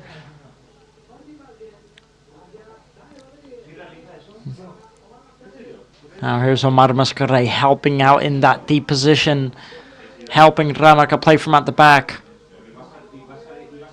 It's Maffeo who plays it back into Valgent, who plays it out to Dominic Grave. He's going to play it into Manu. Dominic Grave clearing it here. Now Celta Vigo get the ball back here. It's Moriba who plays it into Alonso. Alonso plays it out to the left. Now Gonzalez trying to put in the cross here. And it's a poor cross here from Gonzalez to give the goal kick. Danny Rodriguez does pick up a yellow card here for that foul on Alonso, as he did take out Alonso there just before Alonso let go of the ball.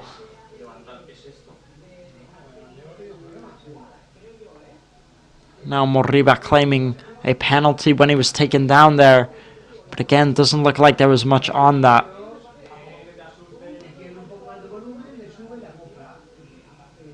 Now we're just approaching the 41st minute here. 3 minutes left to go plus extra time, which I reckon will be about 5 to 6 minutes.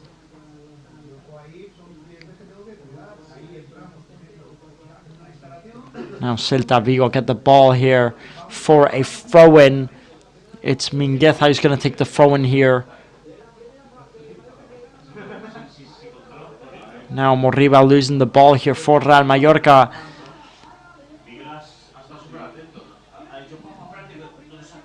Now Real Mallorca do get the free kick here.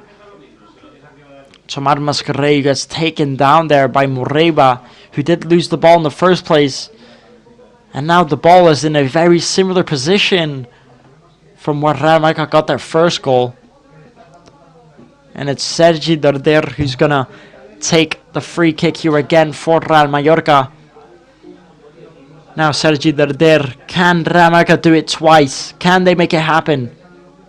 Tries putting in the cross, but the cross is blocked by the wall, so the ball will not be going in. Now Real Mallorca trying to pick up the rebound, but they give it back to Celta Vigo. It's Carrera. Plays it back to Rodriguez. Now Alonso is going to play it out to Mingueza. Now Mingueza getting pressed here. And Takuma Sano pressing Mingueza here, but the referee blows for a foul here. Taking a look at the replay here. Doesn't quite look like a foul to me. Not quite sure the referee's blown that, but he has decided that that is a foul here for Celta Vigo. Now, 2 minutes left to go before extra time. Now here's Moriba. Moriba's going to play it through the middle.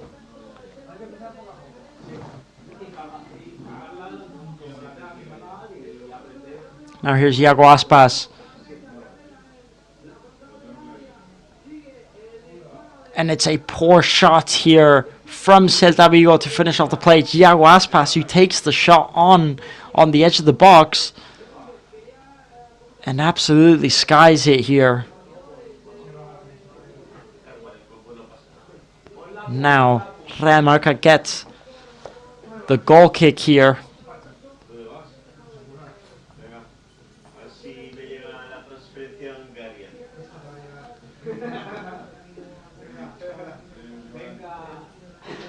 Now Dominic Reif takes the goal kick here. Guy Larin brings it down very well. Can any of these two teams make a difference before the end of the first half? That is the question. Now here's Maffeo. Maffeo plays it back into Valgent. Valgent does very well to take it forward. Now Valgent into Manu Morlanes, who tries playing a through ball into Guy Larin. It was a very good effort there from Real Mallorca, but the ball just goes a bit too wide.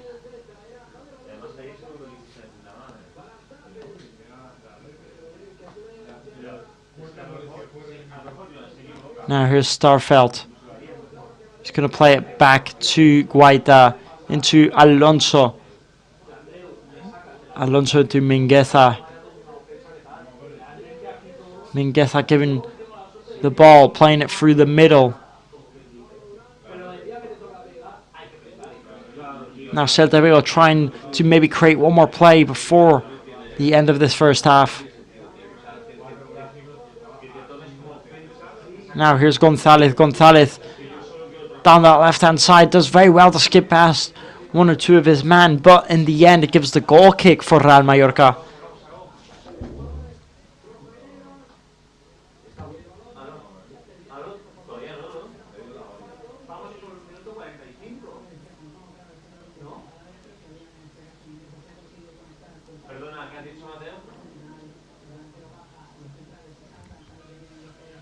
Now just waiting to see how much added time there is. Waiting to hear the news. Now Guy Lighting wins that header there.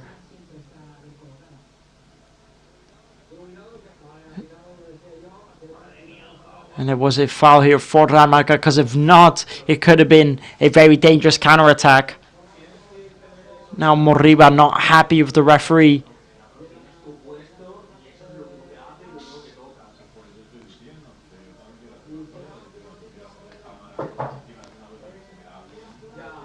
Now Martin Valiant's going to put in the cross here. Decides to play it short here, Valiant. He's going to try to play it through into Rodriguez. Marcos Alonso loses the ball here. And he does give a corner here for Real Mallorca. And this is probably going to be the last chance of the game before the end of the first half.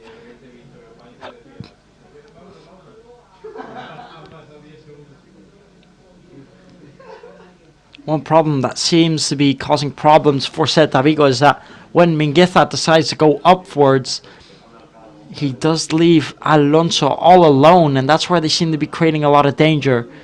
Now Dani Rodriguez takes the corner. No one can get on the edge of it.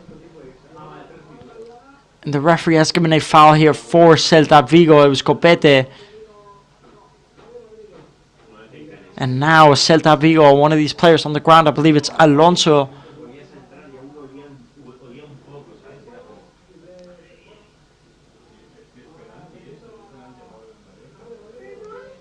It's just Alonso who gets in a bit of a brawl there. And Rodriguez is on the ground here. Hopefully he's okay. He has gone back up. Now Guaita to take the free kick here for Celta Vigo.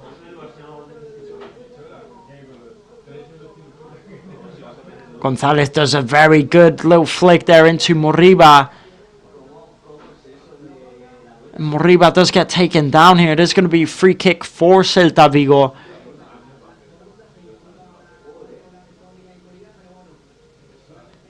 Manu Morales just taking him down there.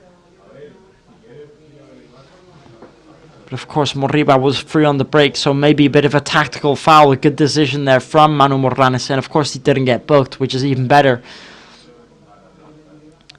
Now Celta Vigo to take the free kick here.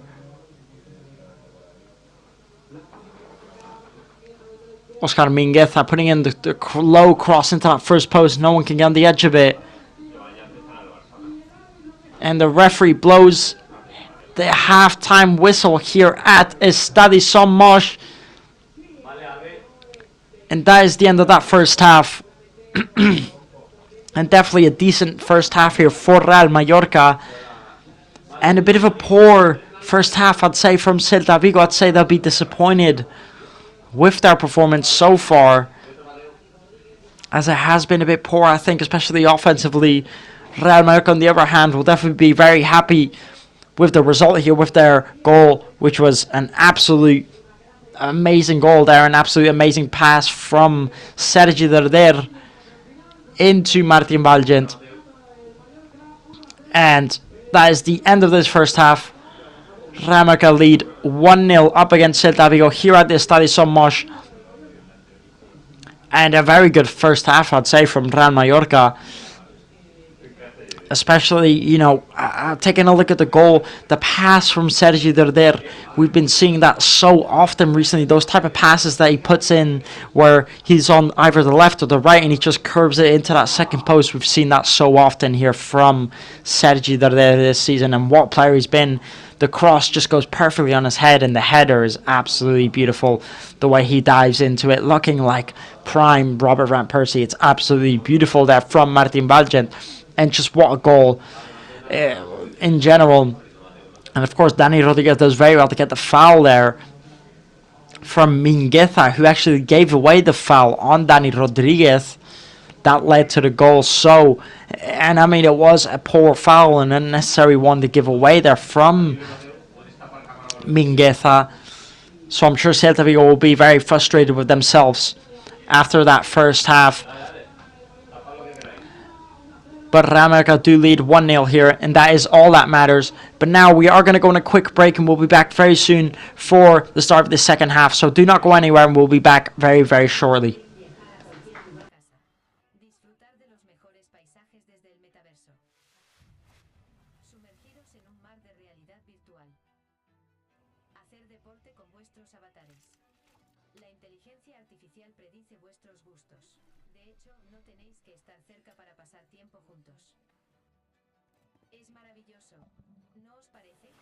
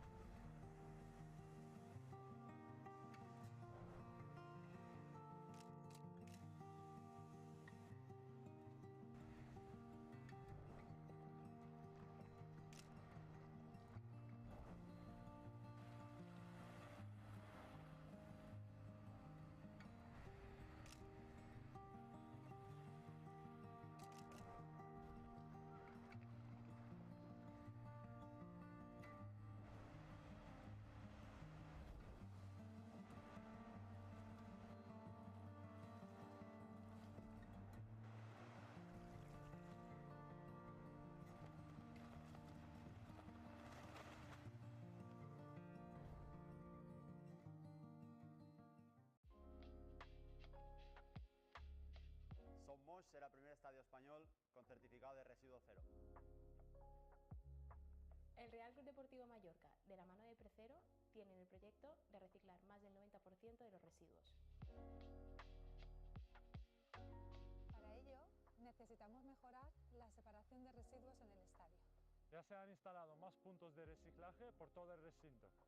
El objetivo es un estadio sin residuos desperdiciados. Para dar una segunda vida a los desechos que generamos. Somosh va a ser un referente en reciclaje para el fútbol español. ¿Nos ayudas a conseguirlo? Te necesitamos. Recicla en Sonmosh. Gracias a la tecnología podéis viajar a cualquier lugar sin salir de casa. Disfrutar de los mejores paisajes desde el metaverso. Sumergiros en un mar de realidad virtual. Hacer deporte con vuestros avatares. La inteligencia artificial predice vuestros gustos. De hecho, no tenéis que estar cerca para pasar tiempo juntos. Es maravilloso, ¿no os parece?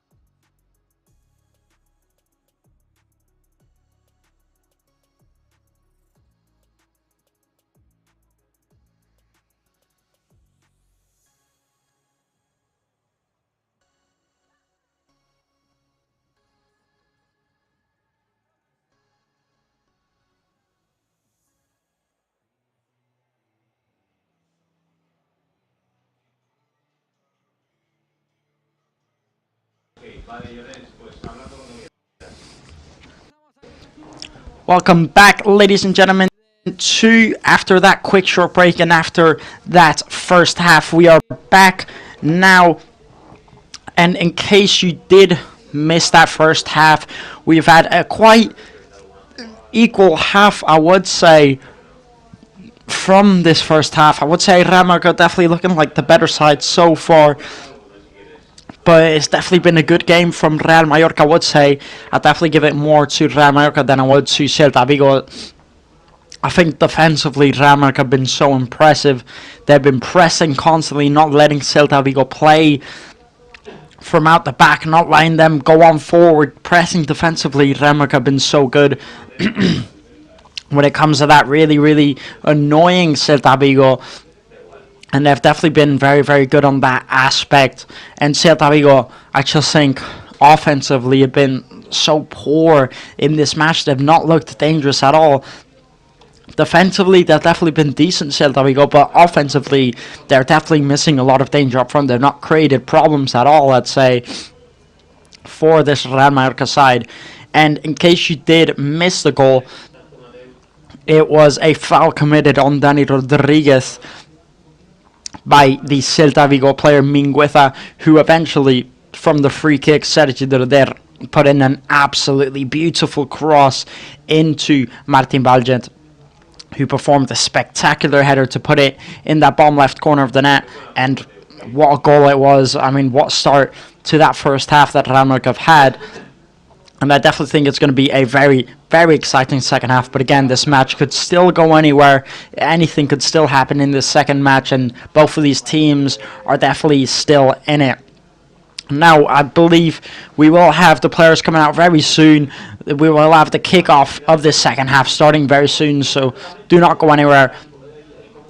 We will be right with you in this match. We have the players, as you can see on the screen, walking out the tunnel now, heading onto the pitch. So we're about to start very soon. And you can see all the fans looking at the players through the windows, through the screens. All the kids saying hi to the players. And what an experience that must be for them. And what a match they are enjoying here at the minute. What a match we're all enjoying. And you could definitely feel the atmosphere here at the Estadio Somos tonight, as it's so busy. And all the fans have brought all their energy and they're pushing on their team forward. And that's what we want to see here at the Estadio Somos. It's exactly what we want to see. The fans pushing their team on forward. But again, a very, very big second half yet to go now. And we'll see what happens. Because as I said, this match could definitely still go anywhere. And it's not over for either one of these sides. Real Mallorca have to keep up the focus. They have to keep on, I think, attacking, not get too relaxed as they're winning 1-0. I don't think they should relax and sit back. I think they should definitely keep on pushing like they have been, as that's been working so far. So it's going to be a very exciting second half here for both of these sides, and especially for Real Mallorca. And again, a win here tonight will be massive, really, for either of these sides. And you know what else is massive? As Celta Vigo sitting at 7th place with 40 points, Real Mallorca sitting at 9th place, also with 40 points. So whoever gets the win here tonight, and of course in between those is Rayo Vallecano, 8th place, also with 40 points. But whoever gets the win tonight will be taking that 7th place position, as Rayo Vallecano are a game ahead of the others. So again, as I mentioned, a win tonight, whoever gets the win tonight secures the 3-point gap and takes that 7th place position and possibly chases a possibility of European football. Maybe, I think it'd be pretty difficult for either of these sides really to get European football. As to get 7th place, they'd have to win every single match pretty much up and coming till the end of the season. And of course, Real Mallorca next match out, they do have tough matches coming out. They have Real Sociedad away from home. They have Barcelona away from home. They still have some big matches to play. So I don't know. It'd be very, very difficult, put it like that. I think the odds are completely against them, but not impossible. But the first step is to get a win here tonight. And now we're about to kick off. Celta Vigo with the ball waiting for the referee to blow his whistle. We have the orange Puma ball pitch. Celta Vigo about to take the kickoff any second now. And we'll get on the way for this second half to chase those 3 points, to get the 43 points in total. And Celta Vigo kick off, and we are under the way here now at the Estadio Somos for this very, very exciting second half. And of course, no changes have been made so far for either of these sides in the second half. But of course, in the first half, Vedat Muriqi had to come off quite hurt, quite injured. And he did have to come off for Kyle Larin, unfortunately, in the first half, which of course could be a big blow for Real Mallorca's Vedat Muriqi, the main man in that squad here this season, the man who's been on form, the man that's got 7 goals to his name this season, and hopefully will get more.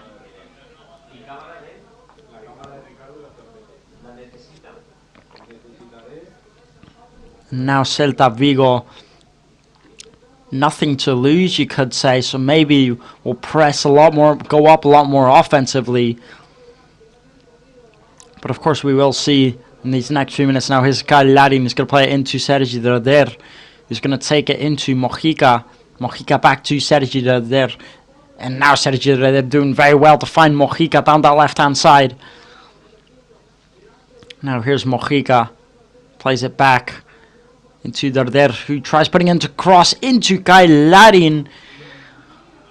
But Kyle Larin just couldn't get his head on it, and it goes out for a goal kick here for Celta Vigo. And Alonso and Larin both battling for the ball there. Larin just goes up for it, but just doesn't get a touch on it. And again, it's Sergi Roder who puts that ball in. And as I said, he's just so familiar with those type of crosses this season. And he's just doing such wonders for this club. And of course, that's how the first goal came, from a similar cross to that one.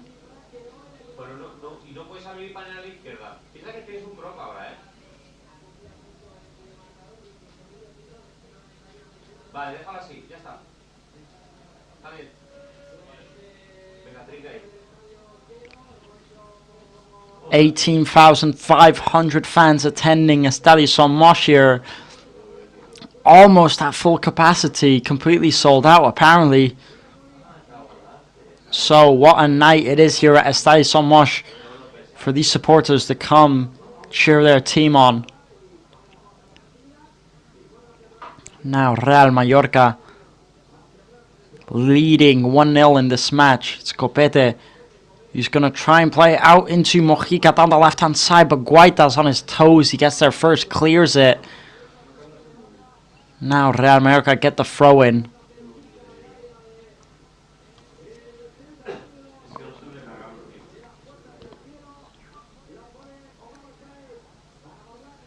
Now here come Real Mallorca into Mojica.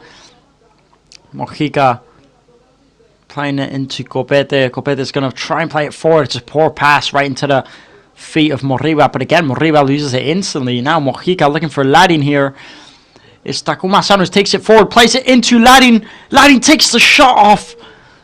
And Kyle Larin was all alone to get the second goal. And it's a poor shot from Kyle Larin there, right into the hands of Guaita.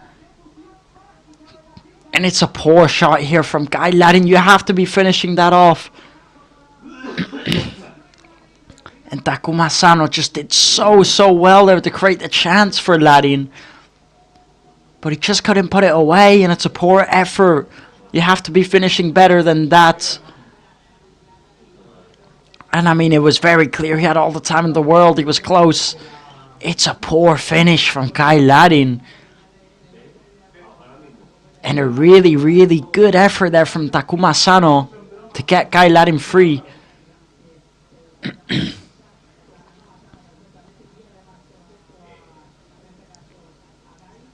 And I mean, what a chance that was there for Real Mallorca to get the second. And you know, you start to ask the question, if Muriqi was there instead, what if he had put it away? And these are the questions that you have to ask. Does Larin deserve to be playing instead of Muriqi? missing those type of chances. And now here comes Celta Vigo on forward. But Copete does very, very well to get there first. And there was a clear chance there for Carreira. Duran was on through. Copete does very well to get there on time. And again, just talking about those chances, you can't be missing those. It is his first chance, of course. He definitely has to score his next one. No room for error at all. Now Kailadin's going to play it back. Now lovely ball here into Pablo Maffeo. Now Maffeo's going to play it back. Ramaka going to restart here. Valgent into Manu. Now here's Maffeo. Ends up losing the ball here, Maffeo.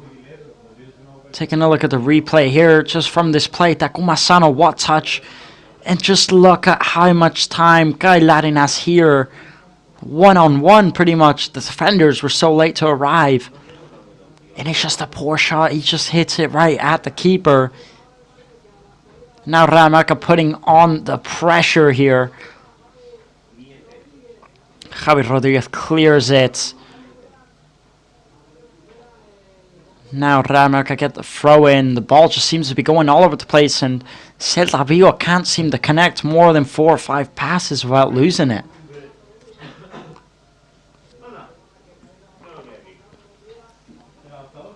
Carreira not happy with the referee here, claiming he got taken down there by Johan Mojica. Referee says no.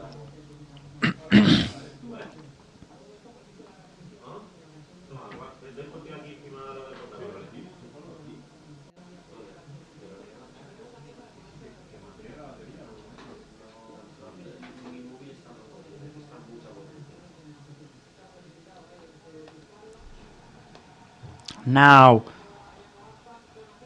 Thiago Aspas really not happy here with the referee, claiming he's getting fouled every time, but the referee's not giving it. It's just Copete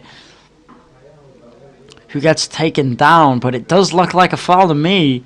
But Thiago Aspas not happy with the referee there.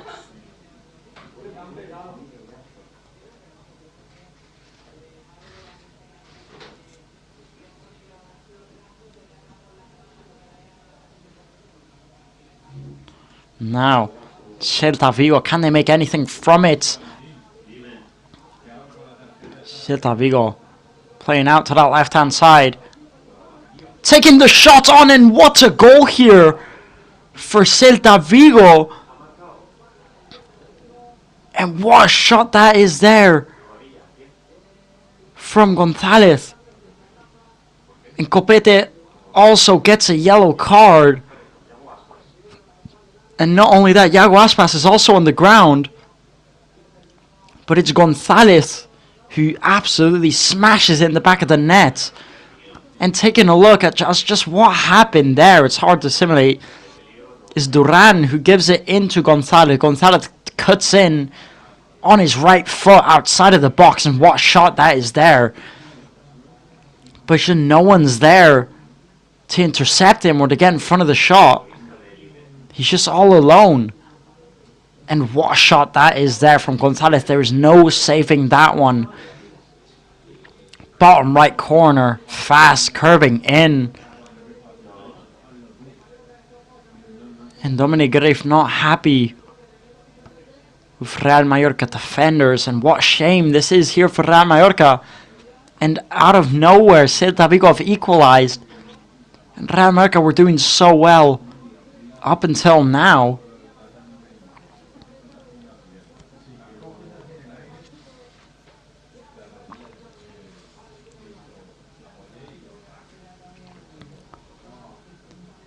And I mean, what a play, what a goal that is there from Celta Vigo. You can't take it away from him. But again, not a single Real Mallorca player goes out to challenge him. Gives him too much space to take the shot on.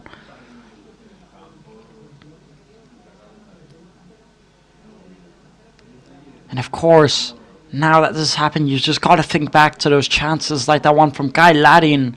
Think if he would have scored, this would be a completely different story right now.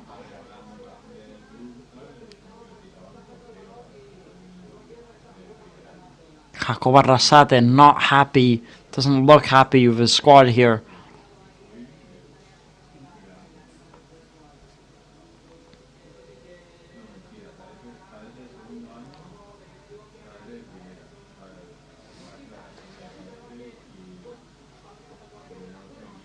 And now Celta Vigo, ever since they got that equaliser, definitely picking up the rhythm, looking a lot sharper. And now Real Mallorca are really going to have to focus if they want to get back into this one.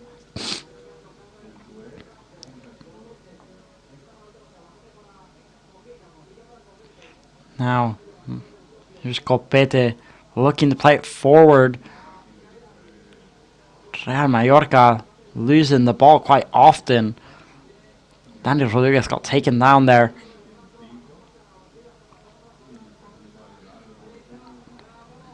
Now here comes Real Mallorca's Pablo Maffeo down that left-hand side. Down the right, trying to put in the cross. The cross is blocked, puts it in again. It's Laddin who takes the touch, can't lay it off. And now Copete gets the ball back here for Real Mallorca. Now Omar Mascarell into Sergi Roder. Back into Pablo Maffeo. Now here's Sergi Roder. Omar Mascarell taking it forward, trying to take the shot on. And it's a poor shot here from Omar Mascarell. Looking for that bottom left corner there.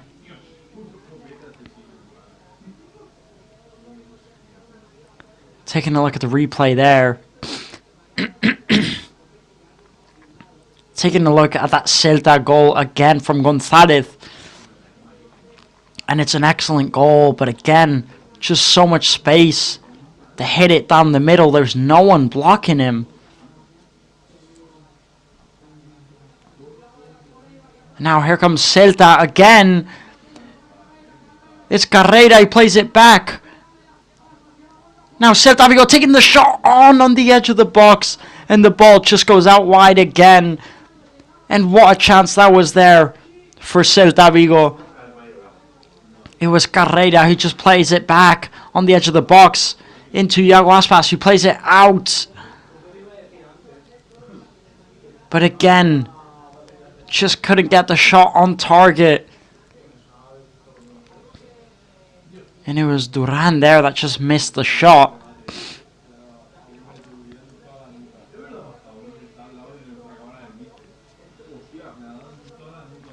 And that was a very, very dangerous chance there again for Celta Vigo. And they've definitely picked up a rhythm a lot more here, Celta Vigo. Now Morlanes looks a bit hurt.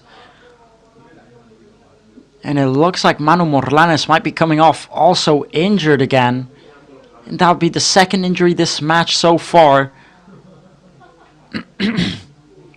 Now Real Mallorca making two substitutes. Manu Morlanes coming off for Antonio Sanchez. And Valery coming on for Takuma Asano. So Real Mallorca making these two substitutes, and that's two players coming off injured now for Real Mallorca. And you've really got a feel for them now. Because you start to think, if Moriki didn't come off, then maybe they could have gotten the second goal by now. But instead they've conceded.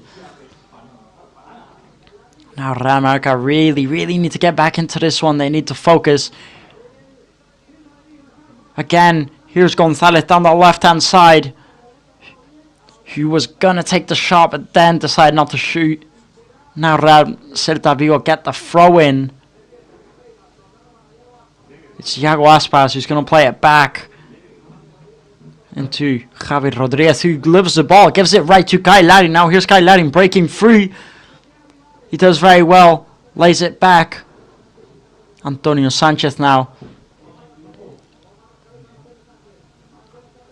Now here's Sergi Derder, who plays it free into Mojica. Mojica trying to put in the cross. Cross is blocked. And Real Mallorca get the corner here. Mojica does very well to get the corner. And it was Carrera who blocks the cross there. Now Real Mallorca really need a good chance here.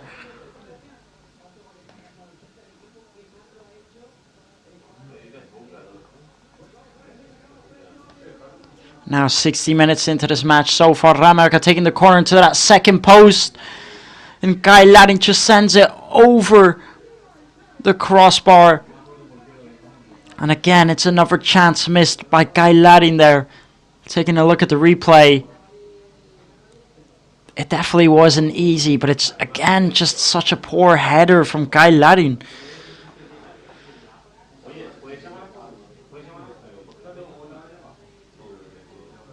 Now, here comes Celta Vigo, pressing, charging forward.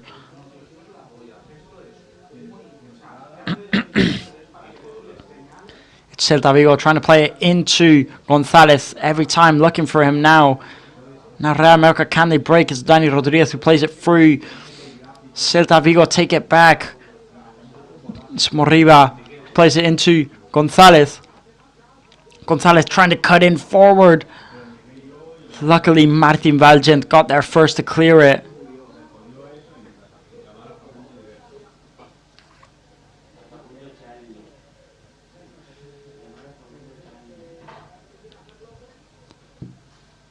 Now, here's Celta Vigo.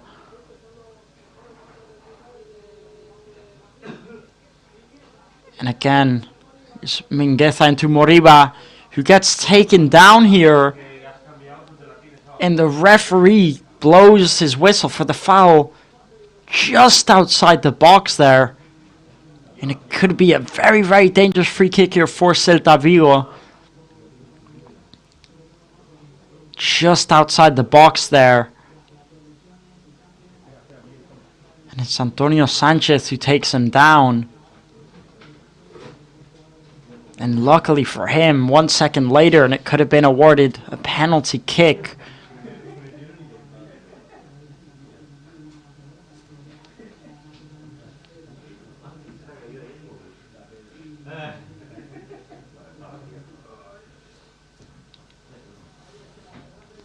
Now, Iago Aspas looks like he's going to be stepping up to take the free kick. Real Mallorca lining up their barrier with one man on the ground.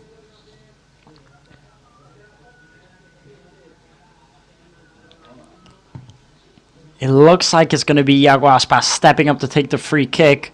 And this could be very dangerous here for Real Mallorca, just on the edge of that box. Iago Aspas takes the free kick, and it's blocked by the wall. And the rebound is an even worse shot than the first one. Poor free kick here from Iago Aspas. Goes right into the wall.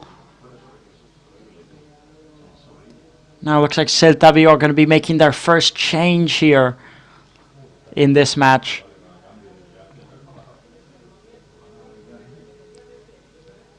Iago Aspas is actually coming off here now for Celta Vigo.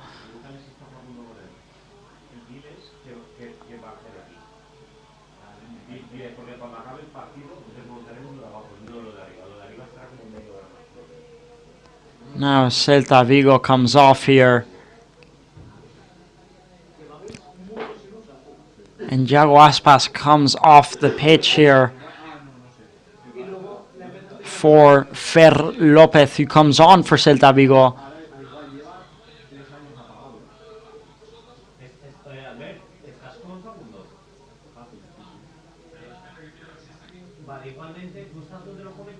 And I'd definitely say that Celta's most dangerous players just come off the pitch, luckily for Real Mallorca. But again, Celta Vigo have been so much better in the last few minutes. Now Mojica playing it into Ladding. Ladding looks cornered here by players, tries to dribble past, loses the ball. Guy Ladding's definitely not his day today. Now Celta Vigo take the throw in quickly. Alfonso plays it out wide. Playing a lovely through ball here into Duran. Real Mallorca do very well to clear it there. Guy Larin. Dani Rodriguez gets taken down there. Just looks like it was Beltran who shoves him on the ground there. Dani Rodriguez gets the foul for his team. Now, here's Johan Mojica. Tries skipping past his man. Tries playing it through into Larin. And Real Mallorca get the throw in here. Starfelt who kicks it out. Now here's Omar Mascarell. Plays it out wide.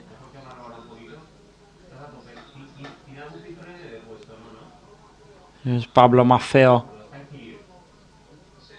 Pablo Maffeo playing it back into Valgent. Now Real Mallorca are going to restart the play. Here's Copete out wide into Sergi Darder. Darder is going to take it forward himself, skipping past his man. It gets fouled there, Sergi Darder. And it's a free kick. Just Real Mallorca taking the free kick quickly. Omar Mascarell into Copete. Now Real Mallorca looking for a way to break through. This is the longest they've definitely had the ball, probably within the last 15 minutes. Now referee again gives another free kick for Real Mallorca. It was Moriba. Trying to play a through ball into Larin. It's a really poor pass here. And Guaita takes the ball and plays it out wide into Alfonso.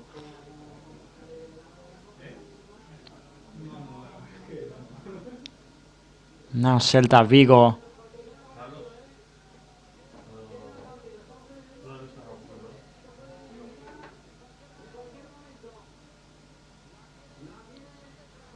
Now Celta Vigo again holding possession. And it could be dangerous here. Real Mallorca really struggling within these last 20 minutes ever since they scored. And Dominic Greif spills the ball there. Now, ball on the edge of the box here. It's Fer Lopez into Mingueza.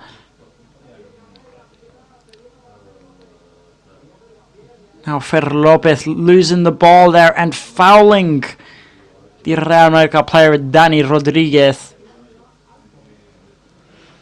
Fer Lopez, he was just chasing the ball back down.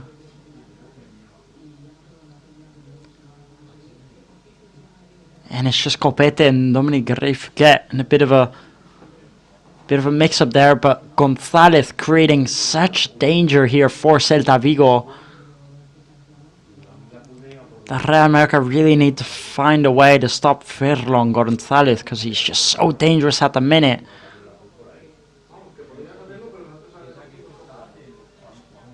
But again, Real Mallorca really need to go up forward if they want a chance to get the winning goal.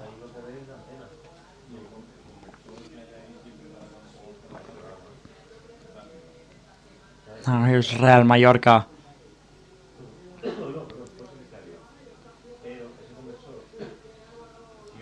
Opening it out wide here to Pablo Maffeo into Omar Mascarell.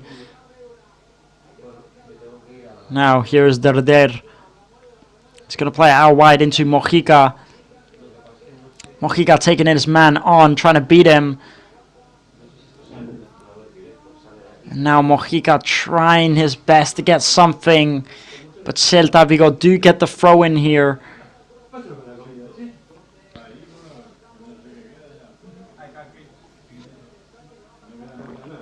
Now it looks like Real Mallorca do have some players warming up there. So it looks like Real Mallorca could be making a few more changes as they do have some players bring on like Abdon Prats, Jan Salas, Chiquinho, and still have some players that they can bring on here. And of course, Celta Vigo have only made one substitute in this match so far, so they also still have options to bring on. Now Celta Vigo is going to take the throw in. Of course, Pablo Maffeo doing his job very well there. Celta Vigo getting the ball in Real Mallorca's box and getting the corner here for their side. Now Real Mallorca really need to be cautious here.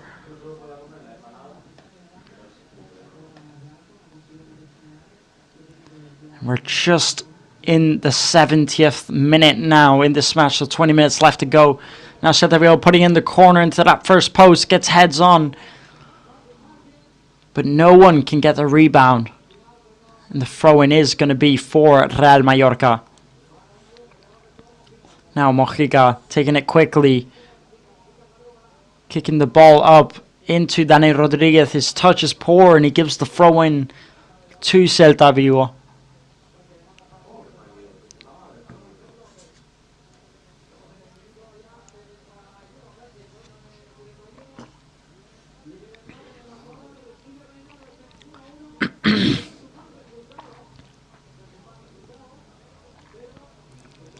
And now Real Mallorca to take the throw in. It's Mojica into Antonio Sanchez who boots it up.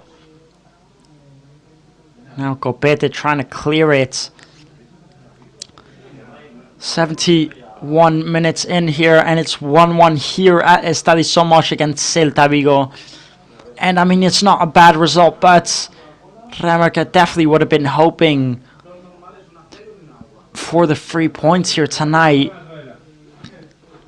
As I mentioned, it was so important for Real Mallorca to get the 3 points.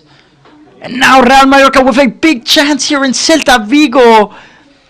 Get the second goal. It's Fer Lopez who gets the winner for his team here. And Real Mallorca are losing now here at the Estadio Somos. And the substitute who just came on about 7 minutes ago has scored the winner for his team. It's Fer Lopez.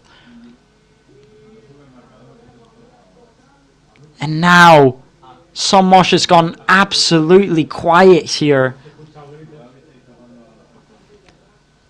And it definitely looked like a complicated shot. I'm not sure how Fer Lopez got his foot onto that. And of course Dominic Graef just extending. But again, it's a brilliant shot there from Fer Lopez. And it's a brilliant ball to play Fer Lopez in. And now this whole stadium has just gone quiet. And it was Minguez who played Fer Lopez in for that cross. And again, the stadium has now just gone absolutely quiet. And you could feel the atmosphere in here just fall apart. Now Real Mallorca really do need to go for it, as they have nothing to lose. Kyle Adam winning the header, and it is going to be a goal kick here for Celta Vigo.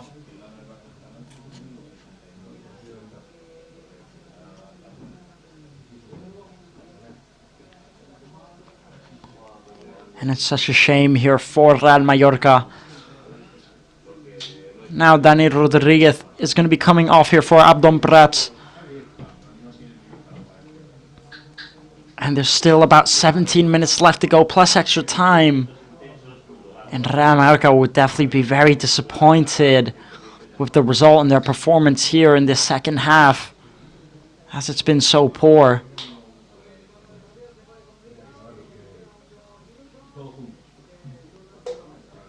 Now, Real Mallorca with nothing to lose, you could say, really need to push up forward.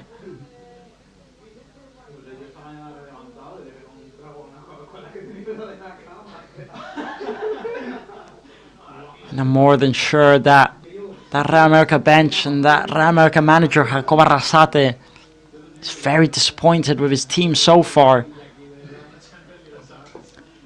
Now Real Mallorca really need to push up forward here. Playing it into Mojica. Now Mojica trying to dribble past his man. And he does get a corner here, Mojica, for his team.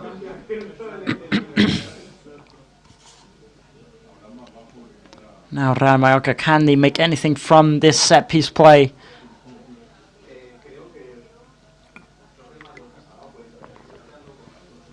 And of course there still is time here to go. Now Real Mallorca putting the cross in second post. And again it's Gailarian with a really poor header here. Now Real Mallorca get the corner again. First corner on the left side, and the second one will be taken on the right side. Now Sergi, they're there to put in the cross here. Into the middle of there, gets on the edge of it. But again, it's a poor header from Real Mallorca, and it is going to be a goal kick here for Celta Vigo. Looking at the replay there from the goal from Fer Lopez, and he just slips as he hits it, but it's such a good finish, and the pass is even more spectacular. And what a goal that is there for Celta Vigo, you do have to say. And it's just a poor performance from Real Mallorca in the second half. And there's Muriqi there on the bench, who, as you can imagine, very disappointed.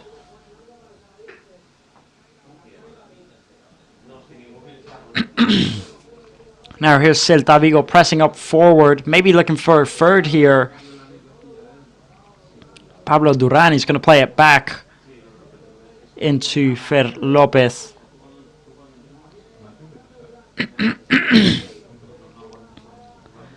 Now Celta Vigo doing very well to hold on to the ball here.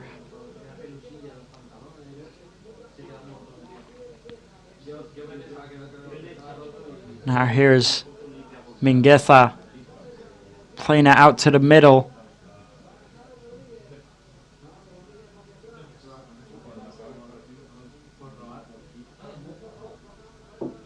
Now Celta Vigo trying to press forward. Mojica gets it back. Now Real Mallorca get the throw in. It looks like Celta Vigo are going to be making one more substitute here. Two substitutes actually for Celta Vigo here.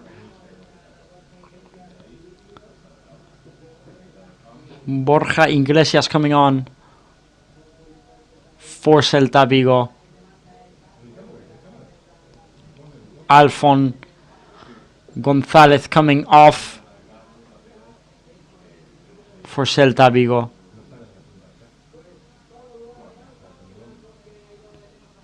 Pablo Duran and Alfon González both coming off here for Borja Iglesias, and Elliot here for Celta Vigo.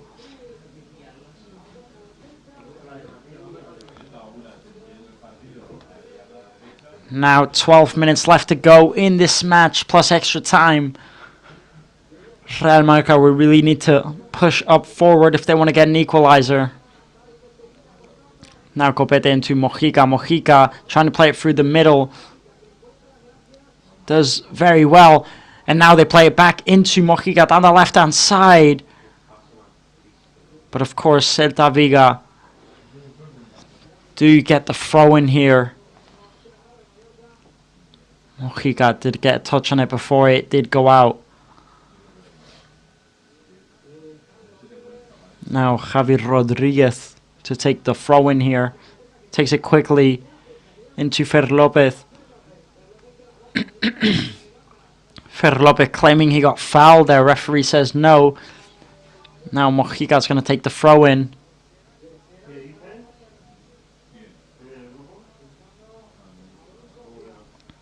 Now Mojica takes the throw in here.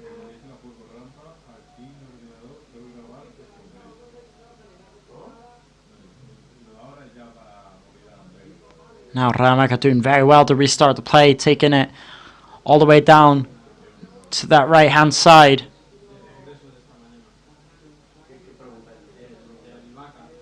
Now Pablo Maffeo trying to take it on himself. He does lose the ball here for his side. Now Celta Vigo breaking on the counter-attack.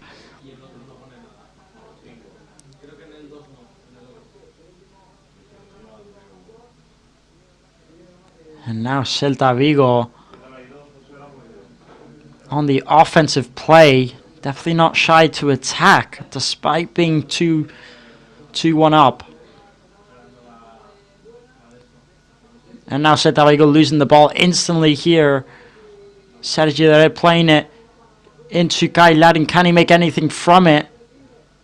Now Ladin gets the rebound, plays it back into Derder. Derder surrounded by players looking for a solution. Plays it out to Maffeo. Now Sergio Derder trying to put in the cross into Kai Ladin. And Kai Ladin again missing a very, very big chance. And what a ball that was there from Sergi Derder. And Kai Ladin with a poor finish there again. And what a chance that was there for Real Mallorca. And again, if you're a striker, you can't be missing these sort of big chances. And it's not the first chance he's missed this match. It's about the third or fourth. And you've got to start asking questions there about his finishing.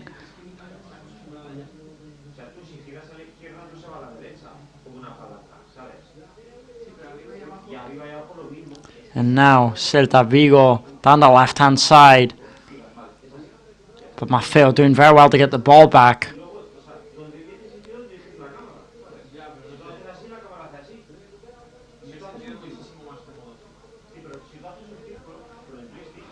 Now just about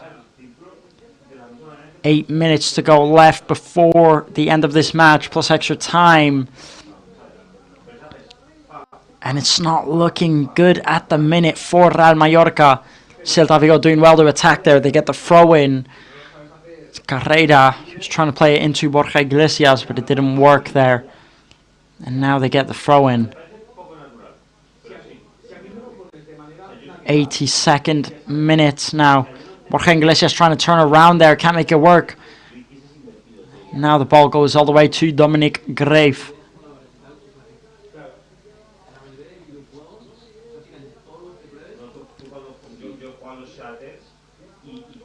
Now Dominic Grave playing it into Valgent, out to Copete. Copete into Mojica.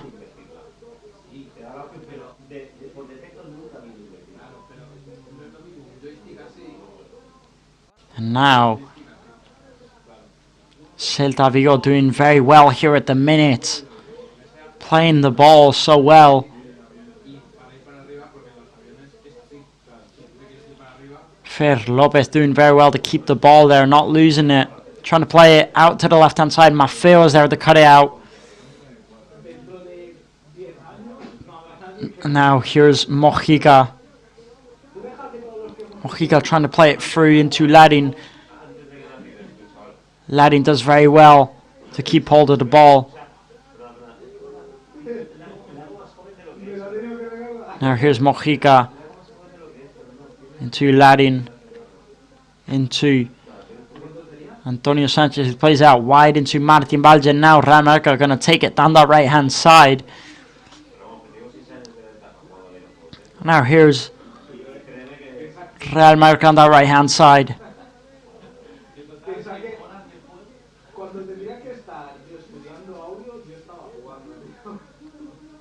The question is, can Real Mallorca cause an offensive threat there? And the answer is no, they cannot, as they've given a goal kick to Celta Vigo. And it's such a shame for Real Mallorca here tonight to give away this result so easily as well. As in the first half, Real Mallorca were looking so strong. And in the second half, it's just been so poor. Now here's a big chance again for Celta Vigo. Trying to put into the cross in the second post. Dominic Grave with a big save there. Moriba got to the rebound. Dominic Grave getting the save. And again, it was another big chance for Celta Vigo there. Now Mojica being challenged on that right-hand side.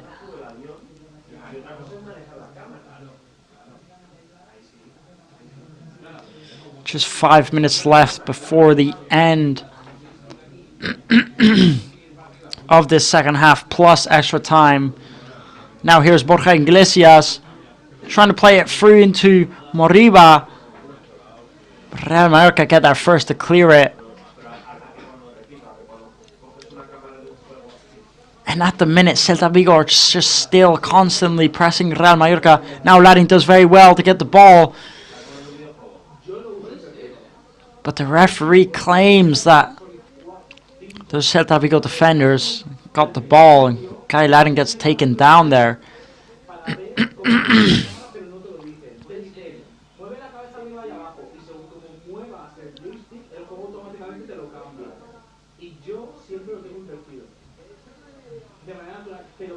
And now, Somos Stadium not happy here, whistling, booing the referee and these players.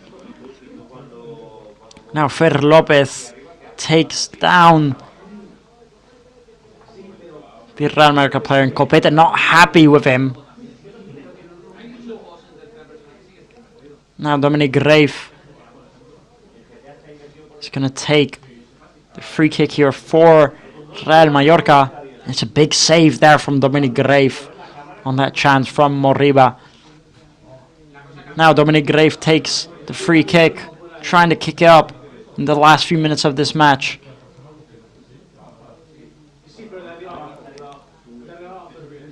Now Real Mallorca trying to put in the cross and end up getting the goal kick here, Celta Vigo.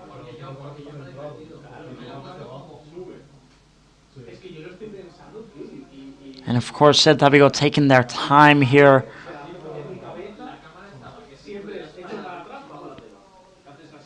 Just about 3 minutes left here now, plus extra time.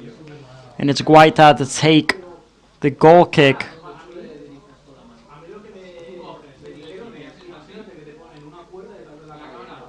Now Copete clearing the ball up here.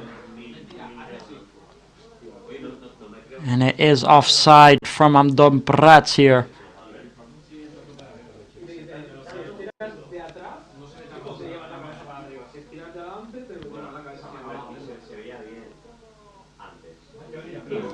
And now Celta Vigo holding the ball, probably desperate to hear that full-time whistle. Abdon Prats and Kai Larin chasing down, pressing the defenders.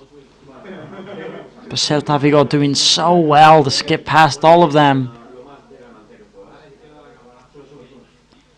Now here's Fer Lopez taking it forward. He's got entries to his left and right. Fer Lopez is going to take it on his own, take the shot off.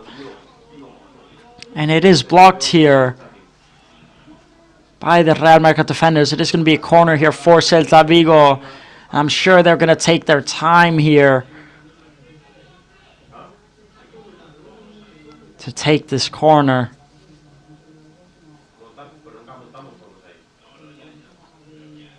Only about 1 minute and a half left to go here, plus extra time. And it's not looking like Real Mallorca are going to have many more chances in this match.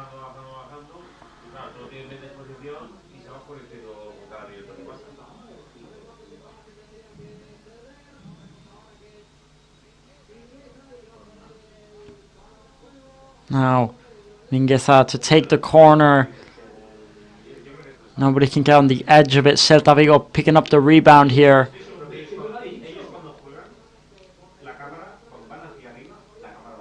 And now, Moriba gets fouled here. And it is a free kick for Celta Vigo. It's Antonio Sanchez who took him down.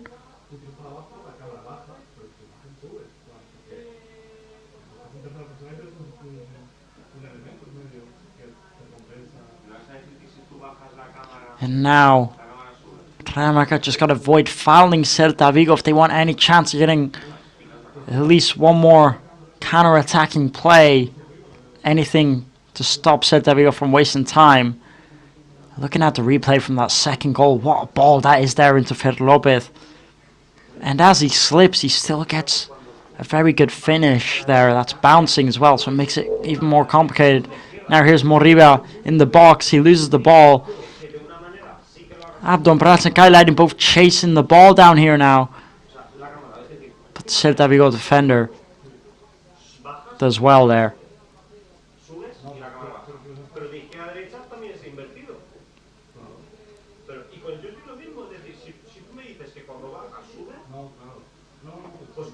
And now Celta playing it down that right hand side.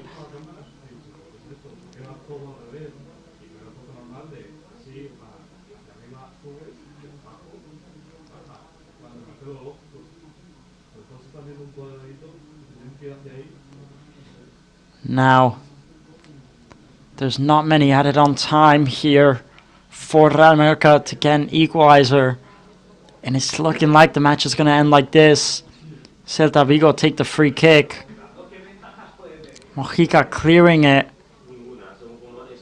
Both of these teams trying to get the ball. Celta Vigo end up getting it. It's 2 against 2 here for Celta Vigo. It gets the shot off. Dominic Greif makes the save here. Now, could be the last chance here for Real Mallorca. Looking for Kai Leiden every time, but Kai Leiden just can't seem to be winning any of these headers. Now Antonio Sanchez plays out wide into Martin Valiant. Now here's Valiant. Antonio Sanchez plays out wide. Looking for someone on the left-hand side, but the ball goes too wide. It is going to be a goal kick here for Celta Vigo. And it's such a shame here for Real Mallorca to go out this way.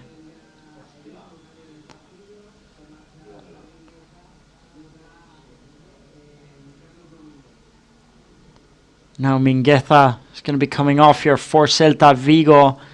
The last substitute in the match. Mingueza coming off here.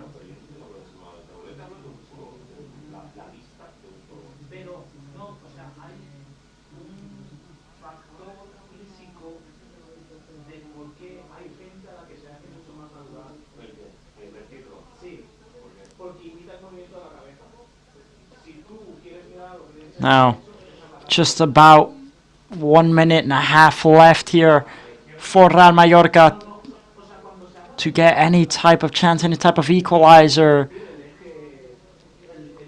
Now it's Kai Leiden chasing it down. And Real Mallorca get the free kick here. And it could be very dangerous for Real Mallorca. It was Abdon Prats who just went in to get the ball. And does end up getting the free kick here. It was Javi Rodriguez who gives away the foul.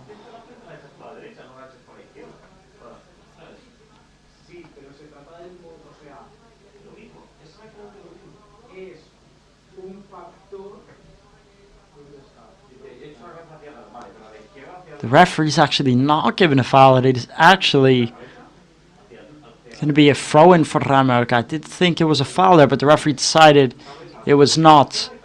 Now, Pablo Maffeo is going to put in the throw-in. Both teams fighting for it. Real Mallorca putting in the cross into that second post. Nobody can get on the edge of it. It's going to be another throw-in for Mallorca.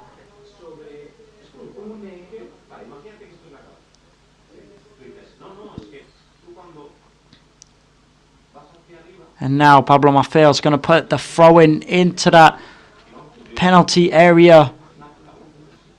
And this is most likely going to be the last chance of the match. Maffeo puts it in. Mojica picks up the rebound. Ball goes into Maffeo. Now here's Maffeo. Maffeo taking it forward. Maffeo looking for a chance. Loses the ball here, Maffeo. Celta put it up. It's Dominic Greif. Last seconds of the match here. Dominic Greif putting it up. Celta Vigo winning that header.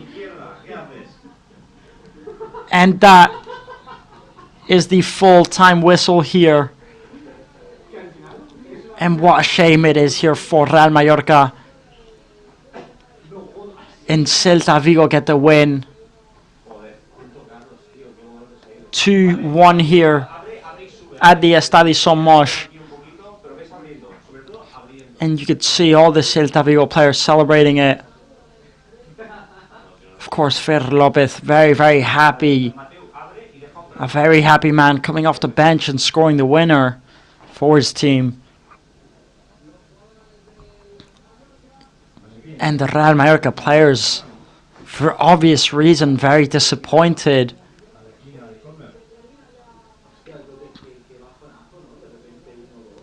And you could just see how disappointed those Real Mallorca players look. And how disappointed they should be, because such a poor performance in that second half from Real Mallorca. It was just poor in that second half. And I'm more than sure that these fans, the players, the manager are all going to be very disappointed here tonight, as it was a very important match. A very, very important match for both teams, really. But I definitely think that any chance of European football might not be possible anymore for Real Mallorca after this loss here tonight. But again, it's just such a disappointing result, I think, for this team. And I mean, it's such a shame because Real Mallorca were in such bad form. Then they picked up the rhythm again. They were starting to look good. And now they've just sort of gone back in a little bit into this bad rhythm again.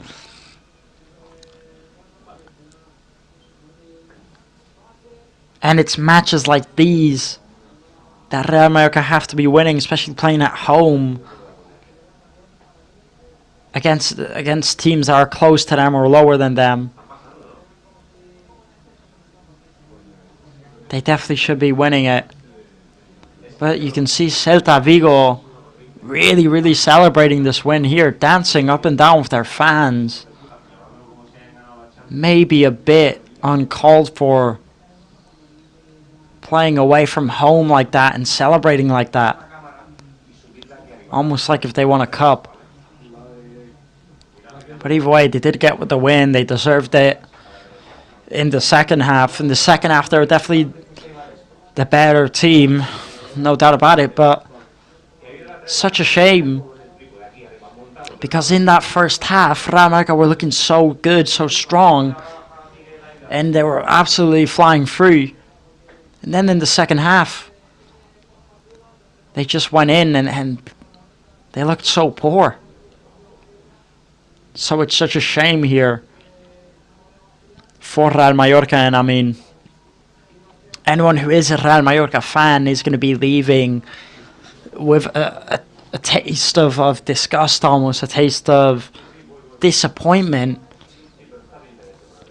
because these are the type of matches that Real Mallorca have to be winning, and I don't think there's any excuse for not winning, this match out here tonight. You can't blame it on injuries, missing players. They didn't have many. They had Vera Muriqi come off injured, which is, a massive blow, because he is such a good player and he's such a player that's been in form recently. But again, you can't always just depend on one player, and they did have other options.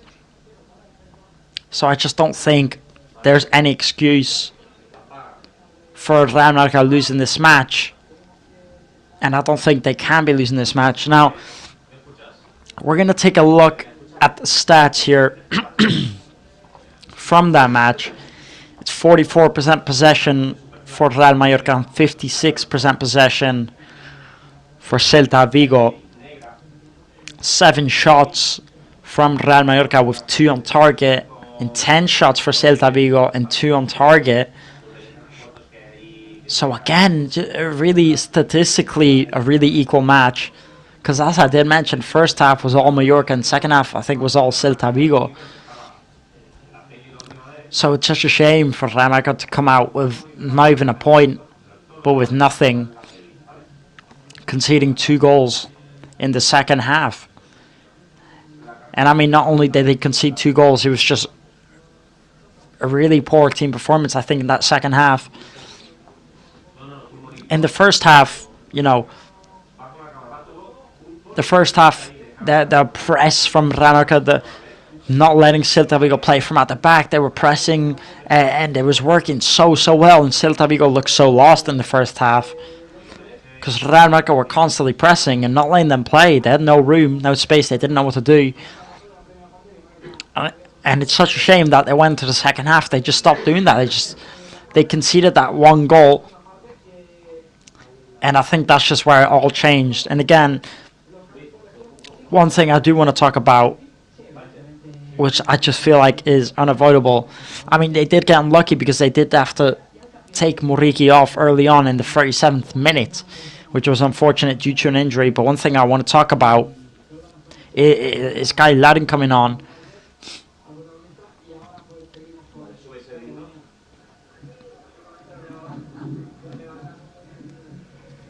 We do have the words here now from Martin Valgent.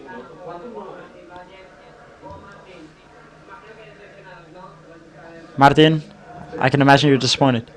Yeah, very disappointed. It's a shame because, you know, very important match at home. We've been wanting to play this for a while. I think it was really good first half. Second half, you know, not just because of the goals, but, you know, just the sensations were bad. You know, we couldn't get any passes on, the transitions were bad, but hey,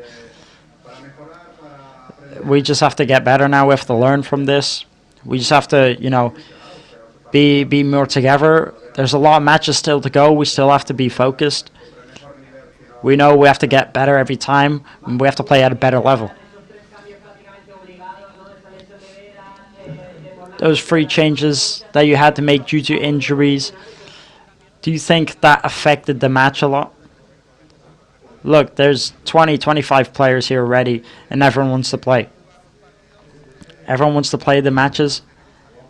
It's a shame that some of the players just come out and they don't give their all, and I think a lot of players physically couldn't keep up. I just think it's really unfortunate what happened to us. I hope they get better quickly, but we all go together.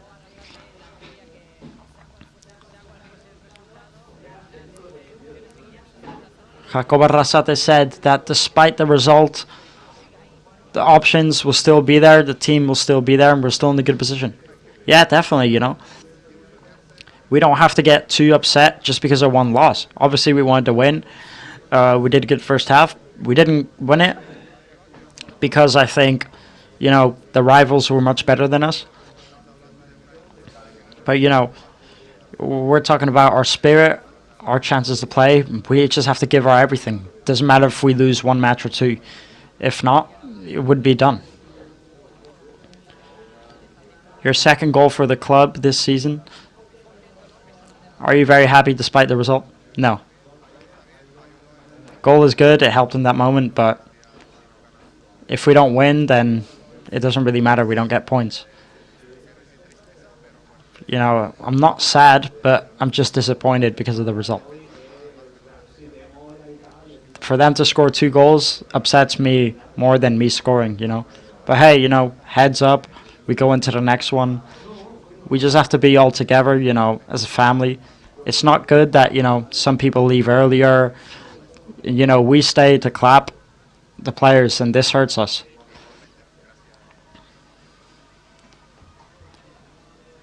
Those were the words there from the captain of Real Mallorca, Martin Valgent, who did get the goal for Real Mallorca out here tonight. As you can see, serious, disappointed, you know, you know, despite scoring, not a happy man, and of course, you know, a defender and them conceding 2 goals is more disappointing than, you know, him scoring. It still affects him a lot. So it's just a shame. But, you know, I really am a fan of his words. I really like Martin Baljan. I really, really do like his attitude. I think he is definitely a captain material. I think he's a really good captain. And I think his words are absolutely right, you know. He did score, but, you know, his team didn't win, so what does it really mean if he scores and the team doesn't win? Because the result is what matters. And for him being one of the defenders conceding 2 goals is more disappointing than him scoring. I really do agree what he says. But again, you know, Real Mallorca, they're still there. They still have 40 points. They have to keep their head up, just go into the next one and go for the win, keep their heads up, play as a family, get better, and like he did say, play at the level that they need to, because it's something that they really do struggle with. And one thing he did also mention was the players coming from off the bench didn't really give enough, didn't really look like they were fresh players, didn't really look like, and they just came on a bit without spirit. That's a bit what Martin Baljan said. I think he's definitely right. I think everything he said really on that interview, he's got a point. Because, you know, it is true that the bench players, they didn't look like they were there. They didn't look like they came off the bench. They didn't give enough. And, you know, coming off the bench, you need to bring more energy to the team to help them push on for the victory. And I don't know, I feel like the bench players, they just came on and they were just there to play for a bit and leave. It didn't look like they actually wanted to win the match or score goals. So, you know, that's another problem for this match that I think that the players had. But again, as I said, I really like the words that Martin Baljan had to say there, because I definitely agree with what they had said. But hey, at the end of the day, they still do have 40 points. Celta Vigo, with that win, will be going to 7th place, taking a 3-point gap over Real Mallorca. And now Real Mallorca will be 8th place, I believe, still 9th place, with 40 points. And they just need to keep on going, keep on pushing. You know, it's another loss. It's been a bit disappointing the last 2-3 matches, but it's another loss. But keep your head up, keep going, and play as a team and play at the level, because we definitely know that Real Mallorca are capable of playing at the right level, but they just need to keep up the good work, you know. And it's such a shame. But again, I'm going to go back to what I was talking about before I was cut off from the interviews. Something that really stood out for me, you know, is Guy Laddin coming up for Muriqi in the 30th minute. And, you know, you'd think you'd be really happy to be brought on because so early, especially, and as a striker, and your team's already winning 1-0, you'd think you'd be really, really happy to be brought on to go for more goals. But he's just so poor in this match. And, you know, as the striker, getting the amount of chances that he got out here tonight with one or two really, really clear chances, and just the shots he was pulling off were just so poor. And I mean, being the striker, you have to pull off some decent shots.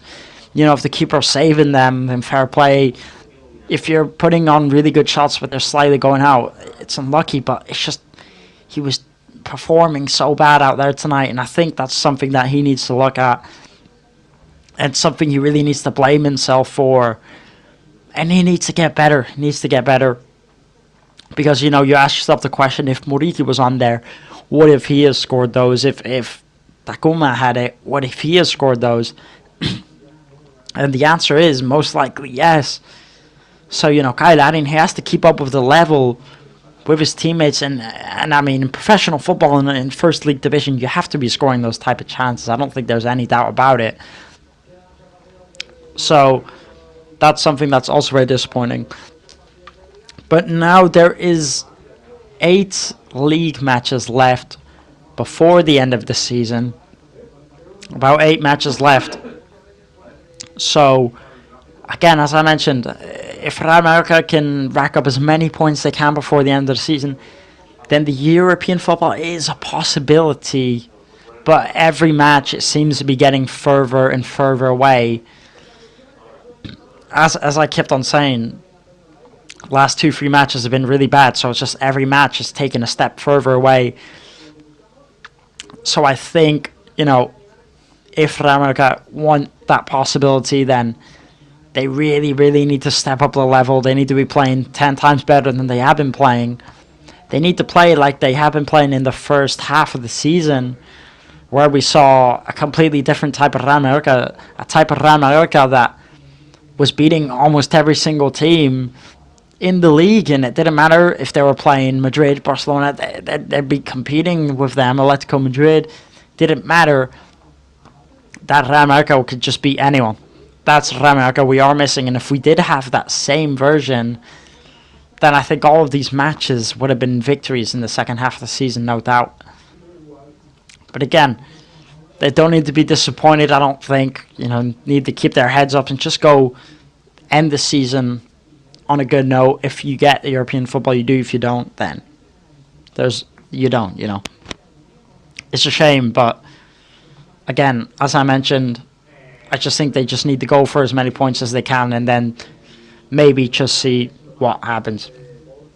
Now, if I did have to pick a favorite player in that Real Mallorca squad, I mean, it's a bit of a hard decision. I guess I would go, honestly, for Martin Balgent, not only for getting the goal for his team, but also his performance defensively, which is, despite them, yes, giving away 2 goals second half. I mean, but it wasn't just him that was poor. It was everyone that was poor. I'd still go for Martin Balgent. I definitely think he was definitely the player that was standing out the most in that match, or maybe even Sergi Darder, because how many good passes did he put in this match? How many chances did he create? So many passes. He put in really good passes and really good chances, but maybe Martin Balgent or Sergi Darder, I'll probably give it to you. And if we're looking at that Celta Vigo side, honestly, probably it's a bit of a hard decision if I'm looking at that Celta Vigo side. I definitely think Mingueza was very strong. I also think Gonzalez was just creating so much danger on that left-hand side. So maybe either Gonzalez or Mingueza, just that left-hand side in general, was very dangerous. We have the words now from Copete.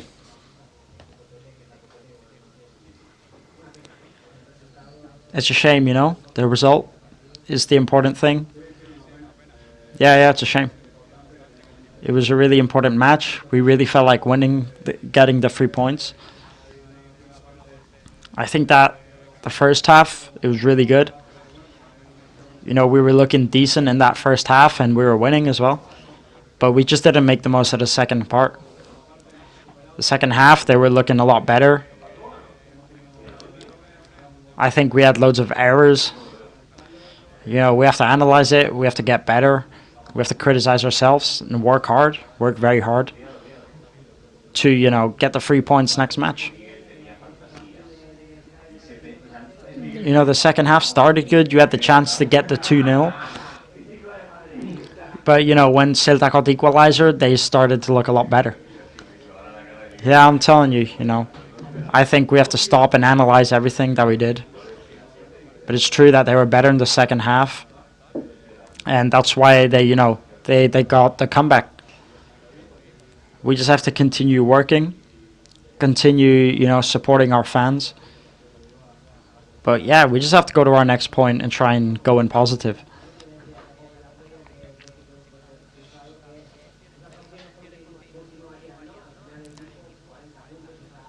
The team has 40 points. The team is still doing good. They're still doing decent despite the 2 last results. Yeah, we're still here. I think we still have to work hard and criticize ourselves. But again, we're still doing good. We just have to work. I think everyone has to think about themselves to try and get better, so we can get our best version of ourselves. Those were the words there from Copete, the Real Mallorca centre-back who played along the side of Martin Valgent here tonight, and who, as you can see, disappointed also. I think all those players are going to be very disappointed, some even a little bit angry, but again, they are still there. It's not like they're doing terrible. They're still there. They've still got 40 points. They're still in that 9th place position, and it's not over. They just need to keep on going for it. And, I definitely think Real Mallorca still stand a good chance getting 3 points almost every single match onward from now. But they just need to keep on going, keep on being concentrated like they were in that first half of the season, and play as a collective, as a team. And again, as I mentioned, if we look at Celta and we look at Real Mallorca tonight, if you look at Celta, the reason they won here tonight was because they had the spirit. They played as a team, as a collective, not because they have individual stars or because they're a big club, because it's not the case. It's because they had more spirit out there tonight, and that's why they got the win. And that's why they're going to be chasing European football. And they might get it. And that's what Real Mallorca need. They need to recognize that they want that European football. They need to chase it. They need to have the spirit to go for it. Just like, there are examples. There's other examples out there like Celta Vigo right now. 1 or 2 other teams. There's Rayo Vallecano also there with 40 points, so they need to chase it. Now we have the words from Jacoba Arrasate. I can imagine you're disappointed. Yeah, I'm very disappointed. It was a very important match. We really felt like winning.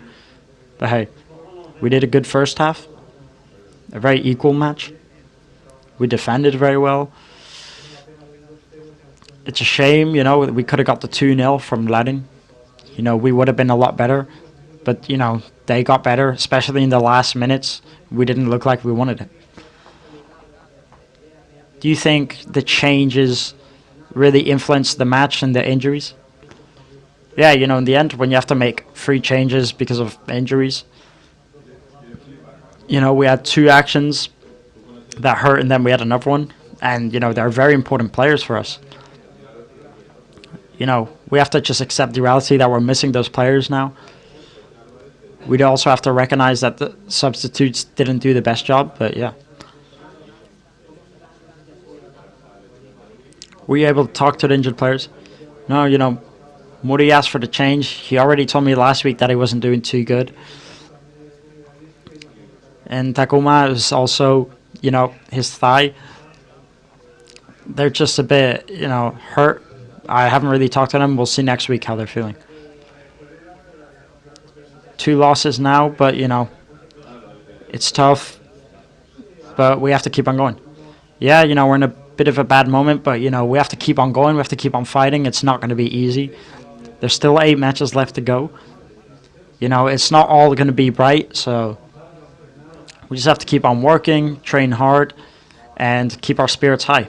Thank you. Those were the words there from Jacoba Arrasate, the Real Mallorca manager, who, as you can see, almost like every player, almost every interview we're going to hear here tonight, disappointed, disgusted, because, it was a match that everyone really felt like winning. It was a match that Real Mallorca really should have won, and they had to win. And they're gonna leave disappointed. There's really no positives coming from this match, if I'm being completely honest. But as he said, there's still 8 matches to go. They are chasing something, that's really, really hard to get. So again, like I said, well, not like I said, like Jacoba said, it's not all going to be bright, is it? It's not going to be easy to get there, so they just have to keep on working. Despite the 2 losses now in a row, they just have to keep on working, keep on going. It's tough, hard, because these sort of things are going to happen, especially when you want to be a team chasing European football. You have to learn to go through bad patches and deal with these losses, but you still have to keep your head up, because there's still 8 matches to go, and it's still possible. But they just need to rack up as many points as they can and hopefully they just can use, these results, these matches as motivation going into the next one. And that's really it. That's all you can really say. And one thing they did also mention is, did he think the injuries made a bit of an influence, the substitutes? And I definitely think it did. Because as Jacoba said, those were, 2 or 3 very important players that came off, players that Real Mallorca really need. Muriqi, a really important player. Takuma Asano, also a really, really important player. And Manu Morlanes also. So that's 3 very regular starters that came off injured. So you do have to also take that into consideration for this match. When you have 3 of your starting 11 players coming off injured in the first and early on in the second half, then it can definitely affect the result and what's going to happen in the match. And it's a shame, really, because now Real Mallorca next week out are going to be missing most likely those 3 players. Hopefully they are okay and they do come back soon, but realistically, most likely not going to be there next week. So again, that's just another big blow there for Real Mallorca, as they are very, very important players in the squad. Takuma Asano this season, he's been looking so much better. He'd been dealing with injuries, but now he'd come back and he was looking so sharp, and now he's injured again. You just have to feel bad for him. And then Muriqi, who was absolutely on fire recently. He's got 7 goals. He'd been scoring loads of goals. He got a hat-trick 2 weeks ago with his national team at Kosovo. Absolutely on fire there, Muriqi. And such an important player up front, because, as we all know, Real Mallorca really struggle when it comes to offensive play. They really, really do struggle. And for a player like him to be on such form, scoring goals for Real Mallorca, for him to get injured, it's such a shame. So, again, a really big player. And then, of course, Manu Morlanes, also a regular starter, a regular centre defensive mid that's always there helping out. But I think it's more of a blow to lose Takuma Asano and Vera Muriqi, because, as I just mentioned, they struggle a lot more when it comes to the offensive play. And those are 2 very, very important offensive players for Real Mallorca. Whereas Manu Morlanes, centre defensive mid, they've got more options for that to replace. So it's such a shame for Real Mallorca to lose both of those players there tonight, and it's so unlucky, I'd say.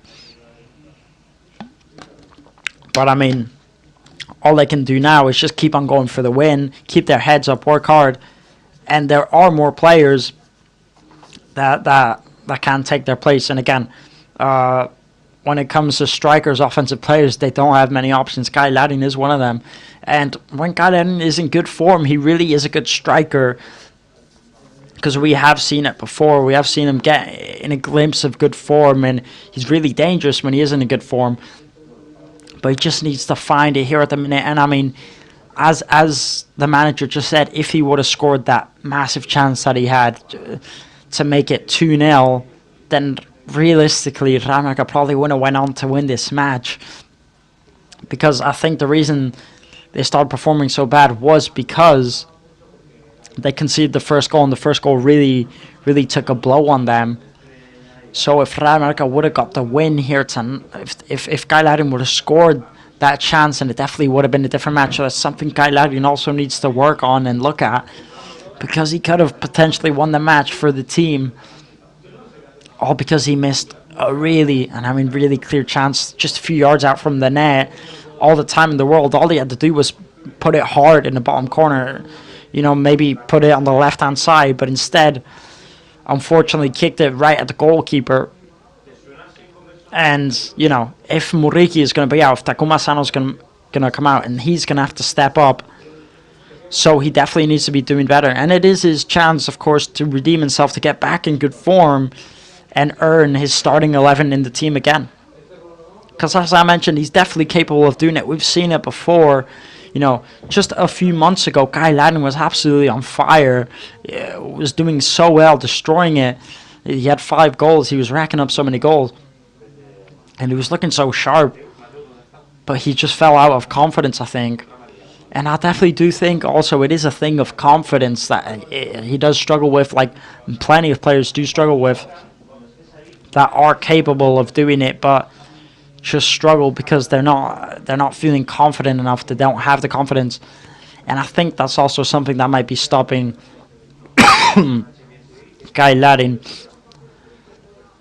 But hopefully he can find his form now. That he will really need to step up against Real Sociedad next week, because most likely Takuma Sano and Vela Murrique are going to be out. So, Kyle Adam really does need to step up, and hopefully he can do the job for his team. As I'm sure I want to see, as I'm sure his manager want to see, the players and every single Mallorquinista fan out there. And it's really unfortunate, of course, for Dominic Grave, because he was having such a good match. For them to go on and lose like that, I think Dominic Grave has been doing so good recently. He's just been getting so unlucky with Real Mallorca, performing how they're performing.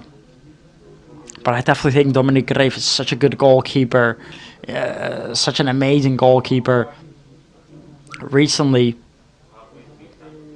in these last few matches, he's been making some big saves, saving his teams from some big chances.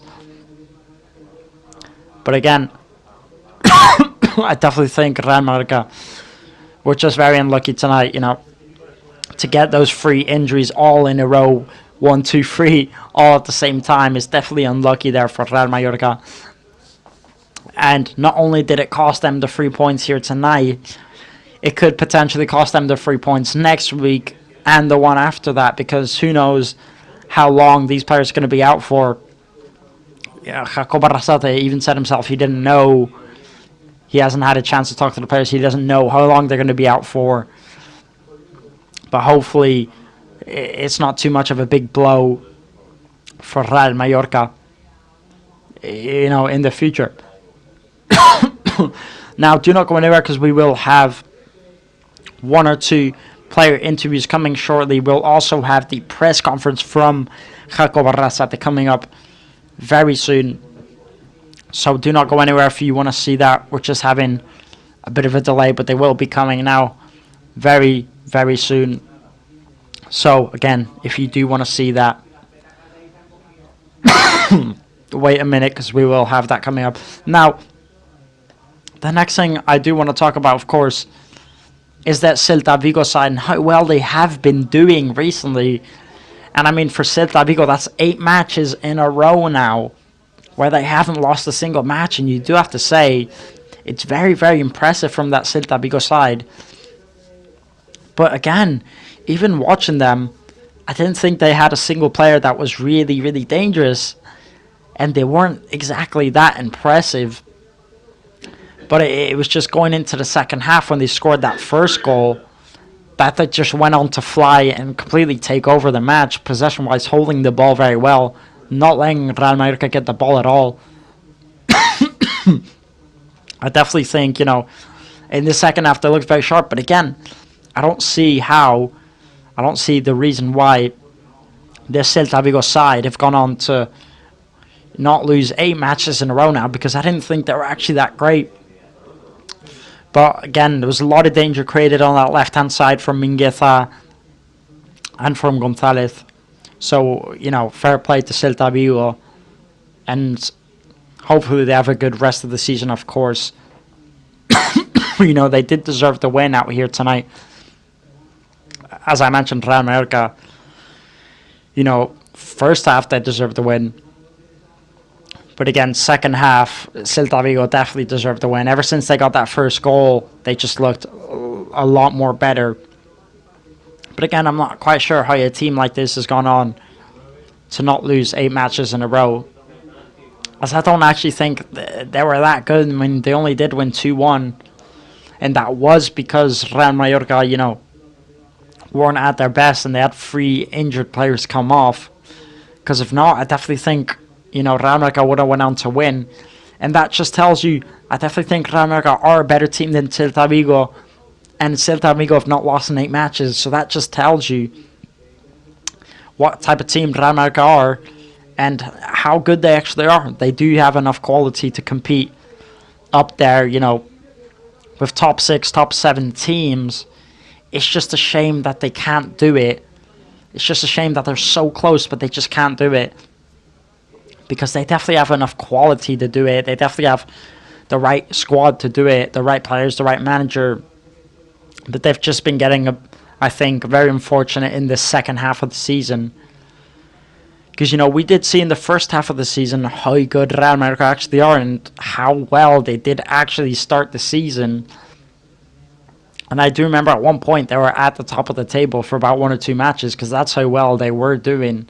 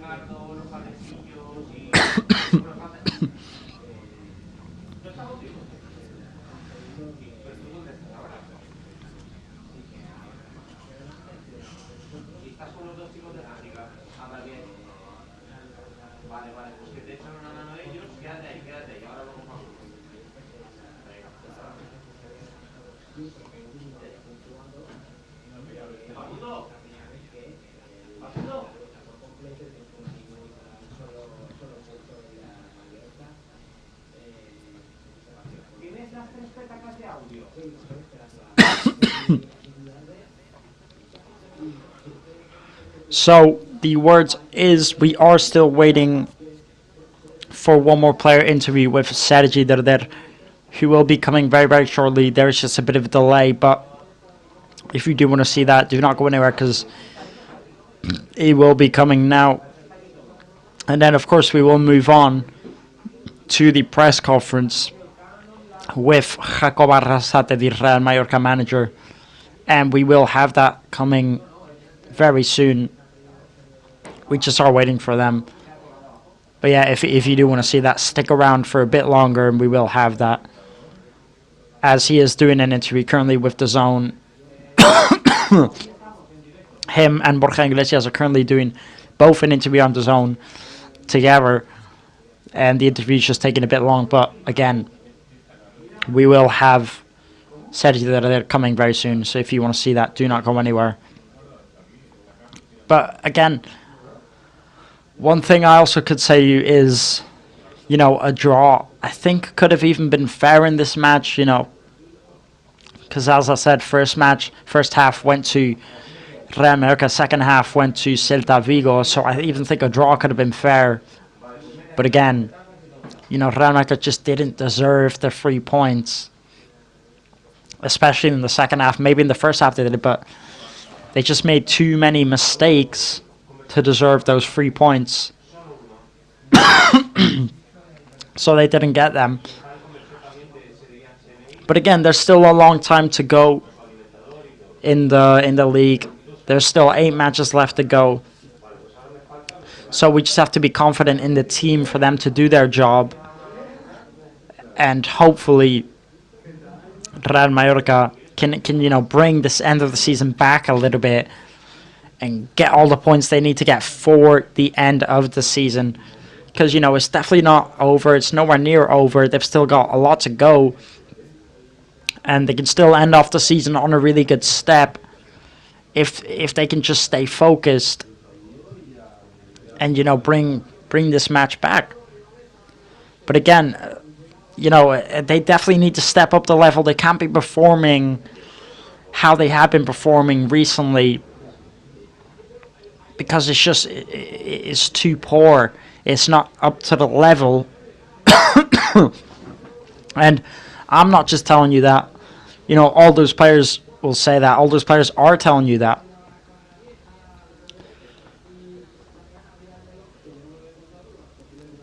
I do believe Sergi that it is coming through now, so we will have him coming now. He is just walking through the tunnelway, so any minute he will come now. But again, you know, if Celta Vigo are capable of doing it, and what they're doing right now, they've not lost in 8 matches, then I definitely think Real Mallorca are capable of doing it too easily. You know, if Celta Vigo cannot lose any of their last 8, then Real Mallorca's next 8, I'm sure that they could not lose any of those 2 if they really step up to the level and do it. And we have seen them do it. They just really, really do need to focus and get back into it, because they have the squad to do it. One thing I think Real Mallorca really do lack is squad depth, maybe. You know, they do have options, but I don't think they step up to it. The players that are on the bench, the players that come on, the replacement players, I think some of them just don't step up to the level. They're either just low in confidence or just, you know, not up to the skill level as the starting players.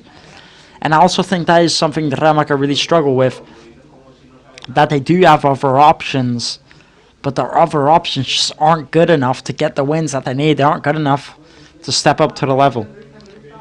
Now we have the words from Sergi Darder.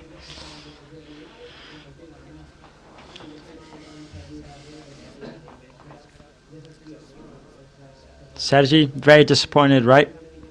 Especially after the first half and the second half. Yeah, you know, I didn't think we'd do a good match, not even in the first. The first, they weren't very good, especially because I think, you know, defensively we were doing good. But, you know, we still weren't capable of connecting like 4 passes in a row. You know, I think we were missing a lot of quality. I think we were looking very uncomfortable at times. And in the second half, it was just, we just lost control completely. You know, we started going crazy. We started losing our positions. Yeah, it was a bad match, but hey, there's still lots of matches to go in the second half. You know, in the end, we have to continue. There's still 40 points left. You know, the team still has options. Yeah, totally. You know, today, yeah, it was bad. We have to recognize it. But we still have 40 points. We don't have to forget that.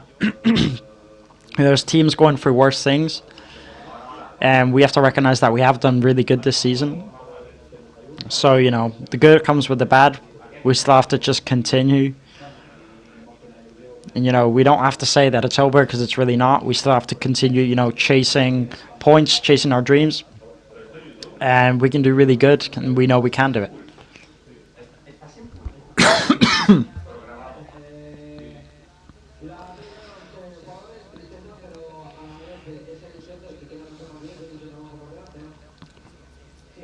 You know, most of these players sad. Usually from these interviews, most of them disappointed. But again, like most of them said, there's still matches to go and still plenty of chances to get. So we just have to be confident with the matches that are left. You know, still 8 matches left, and they still can get lots of points. So that's all they got to do from now on onwards.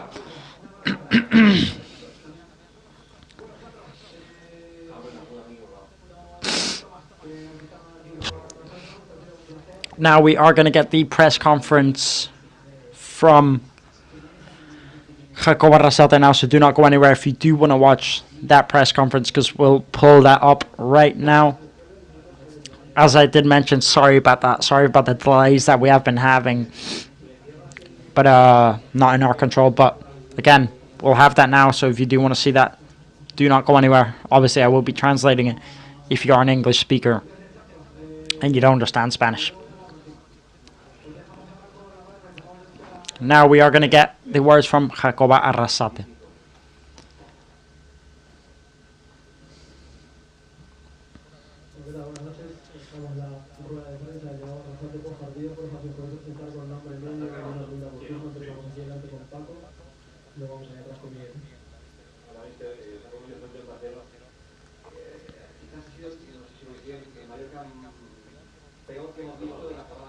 Do you think this is the worst Real Mallorca we've seen in the whole season?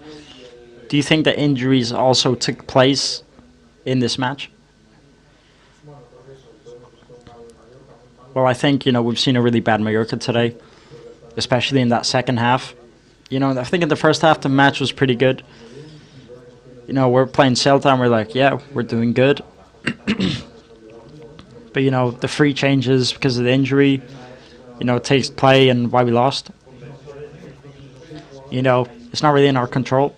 It's just what happens. But we can't just put the focus into that. We have to put the focus in that, Celta were just better than us in the second half. They were just superior. And especially with the 2-1, I was trying to put 2 strikers, trying to go up for it. But, we weren't even chasing it. We weren't doing good. We weren't even pressing. We weren't creating danger. So those last minutes, were just a really bad feeling. That's the best resume I can give you.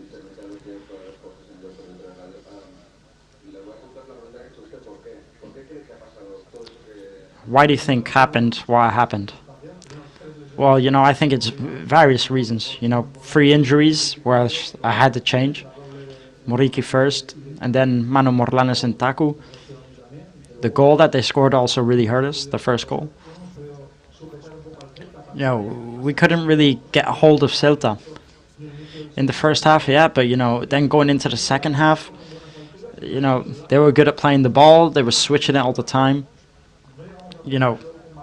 We couldn't even press them, and then with the ball, we couldn't continue to play. Tactically, I think they were better. And, I just think I have to find the weak spot and fix it.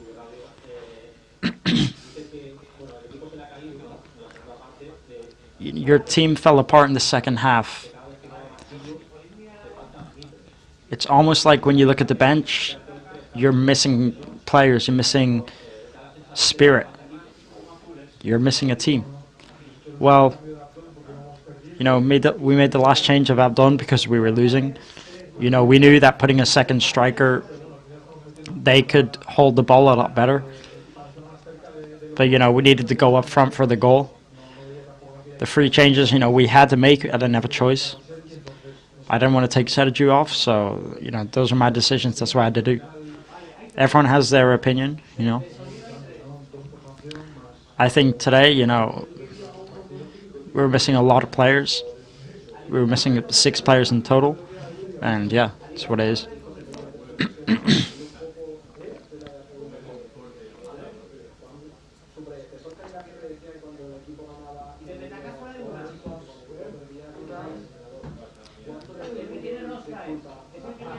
How much blame do you take? Well, I don't really care, You can blame me, you can blame the players. It doesn't matter. We were waiting for the draw. They had good occasions. We had good occasions too. They scored a good goal. We scored a good goal from a set piece. Latin missed some. Everything has its importance. They were just superior than us. But, right now, I don't really think that matters.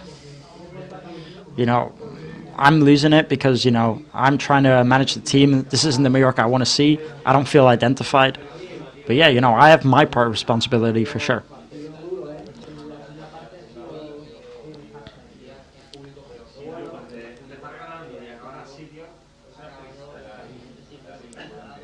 Most of the fans ended up upset with Latin. You know him better than we do. You work with him every day. Do you think that Latin, his problem is his attitude or is his confidence? No. Maybe his confidence, maybe his mentality. Every player is different. And it can, affect us mentally. But, we need Kyle Latin. We really need him. And today, if he would have scored that second goal, then we probably would have won. But, we just need everyone on board. We need to get the best version of him, the maximum version of him. We need to support him, be there for him when he's not happy. But, here in this squad, we need everyone. We don't need to point out certain players. it's not his fault. It's not why we lost. You know, we're a team. We all play together. Celta were just superior, and that's why we lost.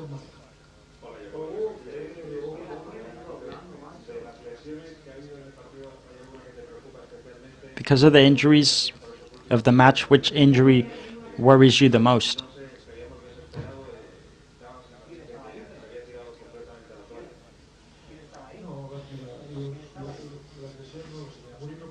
The injuries, I don't know yet. You know, Muri is hurt again in the same place. Dako Imanu is more because it was annoying them during the match. I don't know if it's serious or not. I understand what you say, and the public also sees that, you know. The team, you know, we couldn't press. We couldn't do anything. We couldn't progress because we all had to stick together. And it did feel like we gave in the towel, but it's not what happened. We were running so much. We were really trying. You know, from the outside, we were trying to help because, you know, RCD Mallorca, you know, they were suffering. But, you know, when you're there on that pitch, it's different.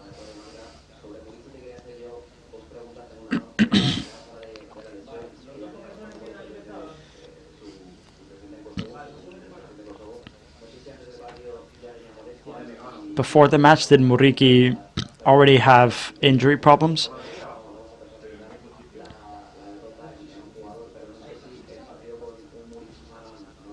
And do you think you would have won that match if you had Muriqi and Takuma Sano at 100%? Well, you know, this week he did train. He looked good. He looked fine. But, you know, that's football sometimes.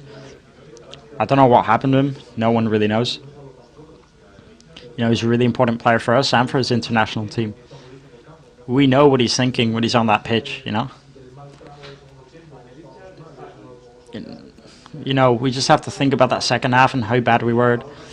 You know, we just had a bit of bad luck with all the injuries that we picked up on that match. You know, it's true. We have to do it like how we do everything. We just have to move with what we got.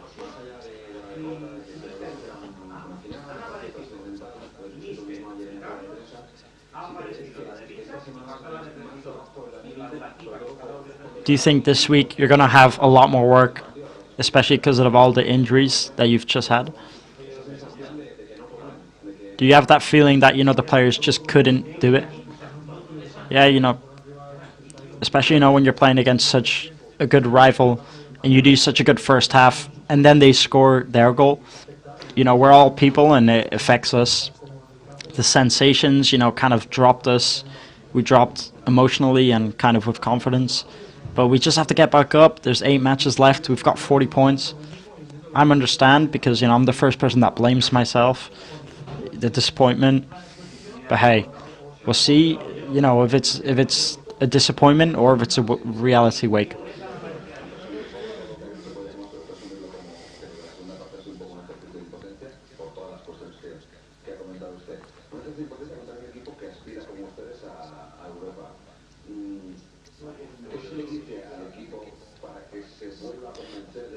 What do you have to say to the team to convince them that, you know, that, you know, it's still possible, the European football, to chase that? No, you know, right now, nothing. You know, the players know that it was a bad game. The players are disappointed. We just have to give them a bit of time. Let them train, let them talk about it. And then, you know, from Tuesday onwards, prepare for the match. You know, we were good for the first 50, 55 minutes. We can compete against anyone, really. But, you know, it's an important match next week. But right now, we don't see the light. Everything is dark. But, you know, with work, with humility, and, you know, with spirit, we're capable of playing a good match next week.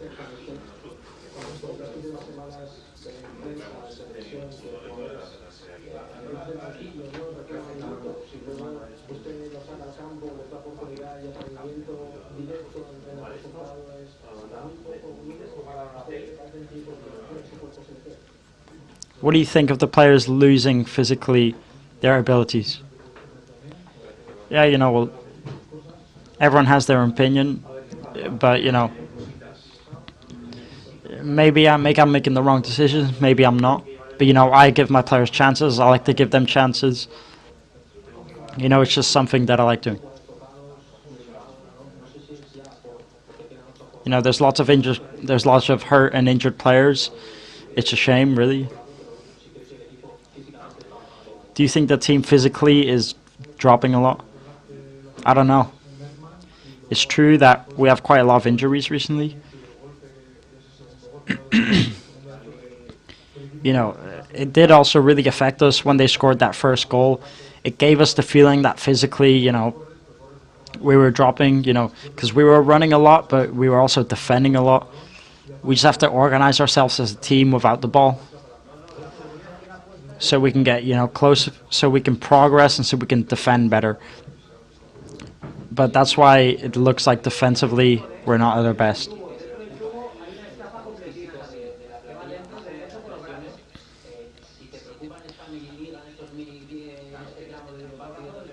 Physically, does the team worry you, especially when you get to the second half of matches? The physical condition that some of your players have. Well, yeah, of course injuries worry me.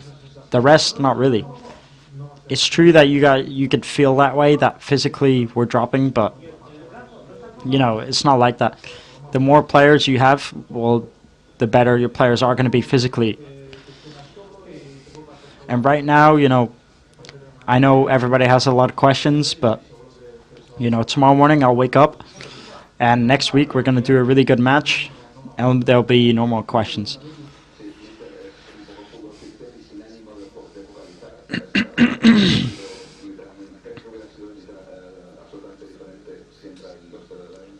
Do you think it would have been different if Latin would have scored that 2-0?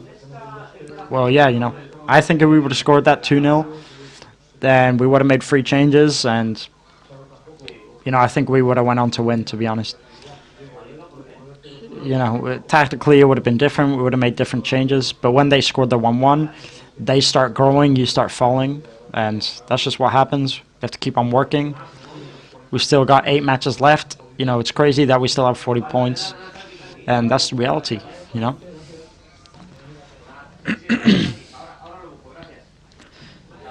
So those were the words there from Jacob Arrasate, who, as you can see, in a reality check, he realizes the amount of injured players have got, the amount of missing players have got. And that is all we have here today for tonight's stream. Thank you to everyone who has joined in this live stream. Make sure to join us next week when we play up against Real Sociedad. So make sure to tune in for next week. I've been your host for tonight. My name is Daniel Armstrong, and make sure to join us next week. Take care.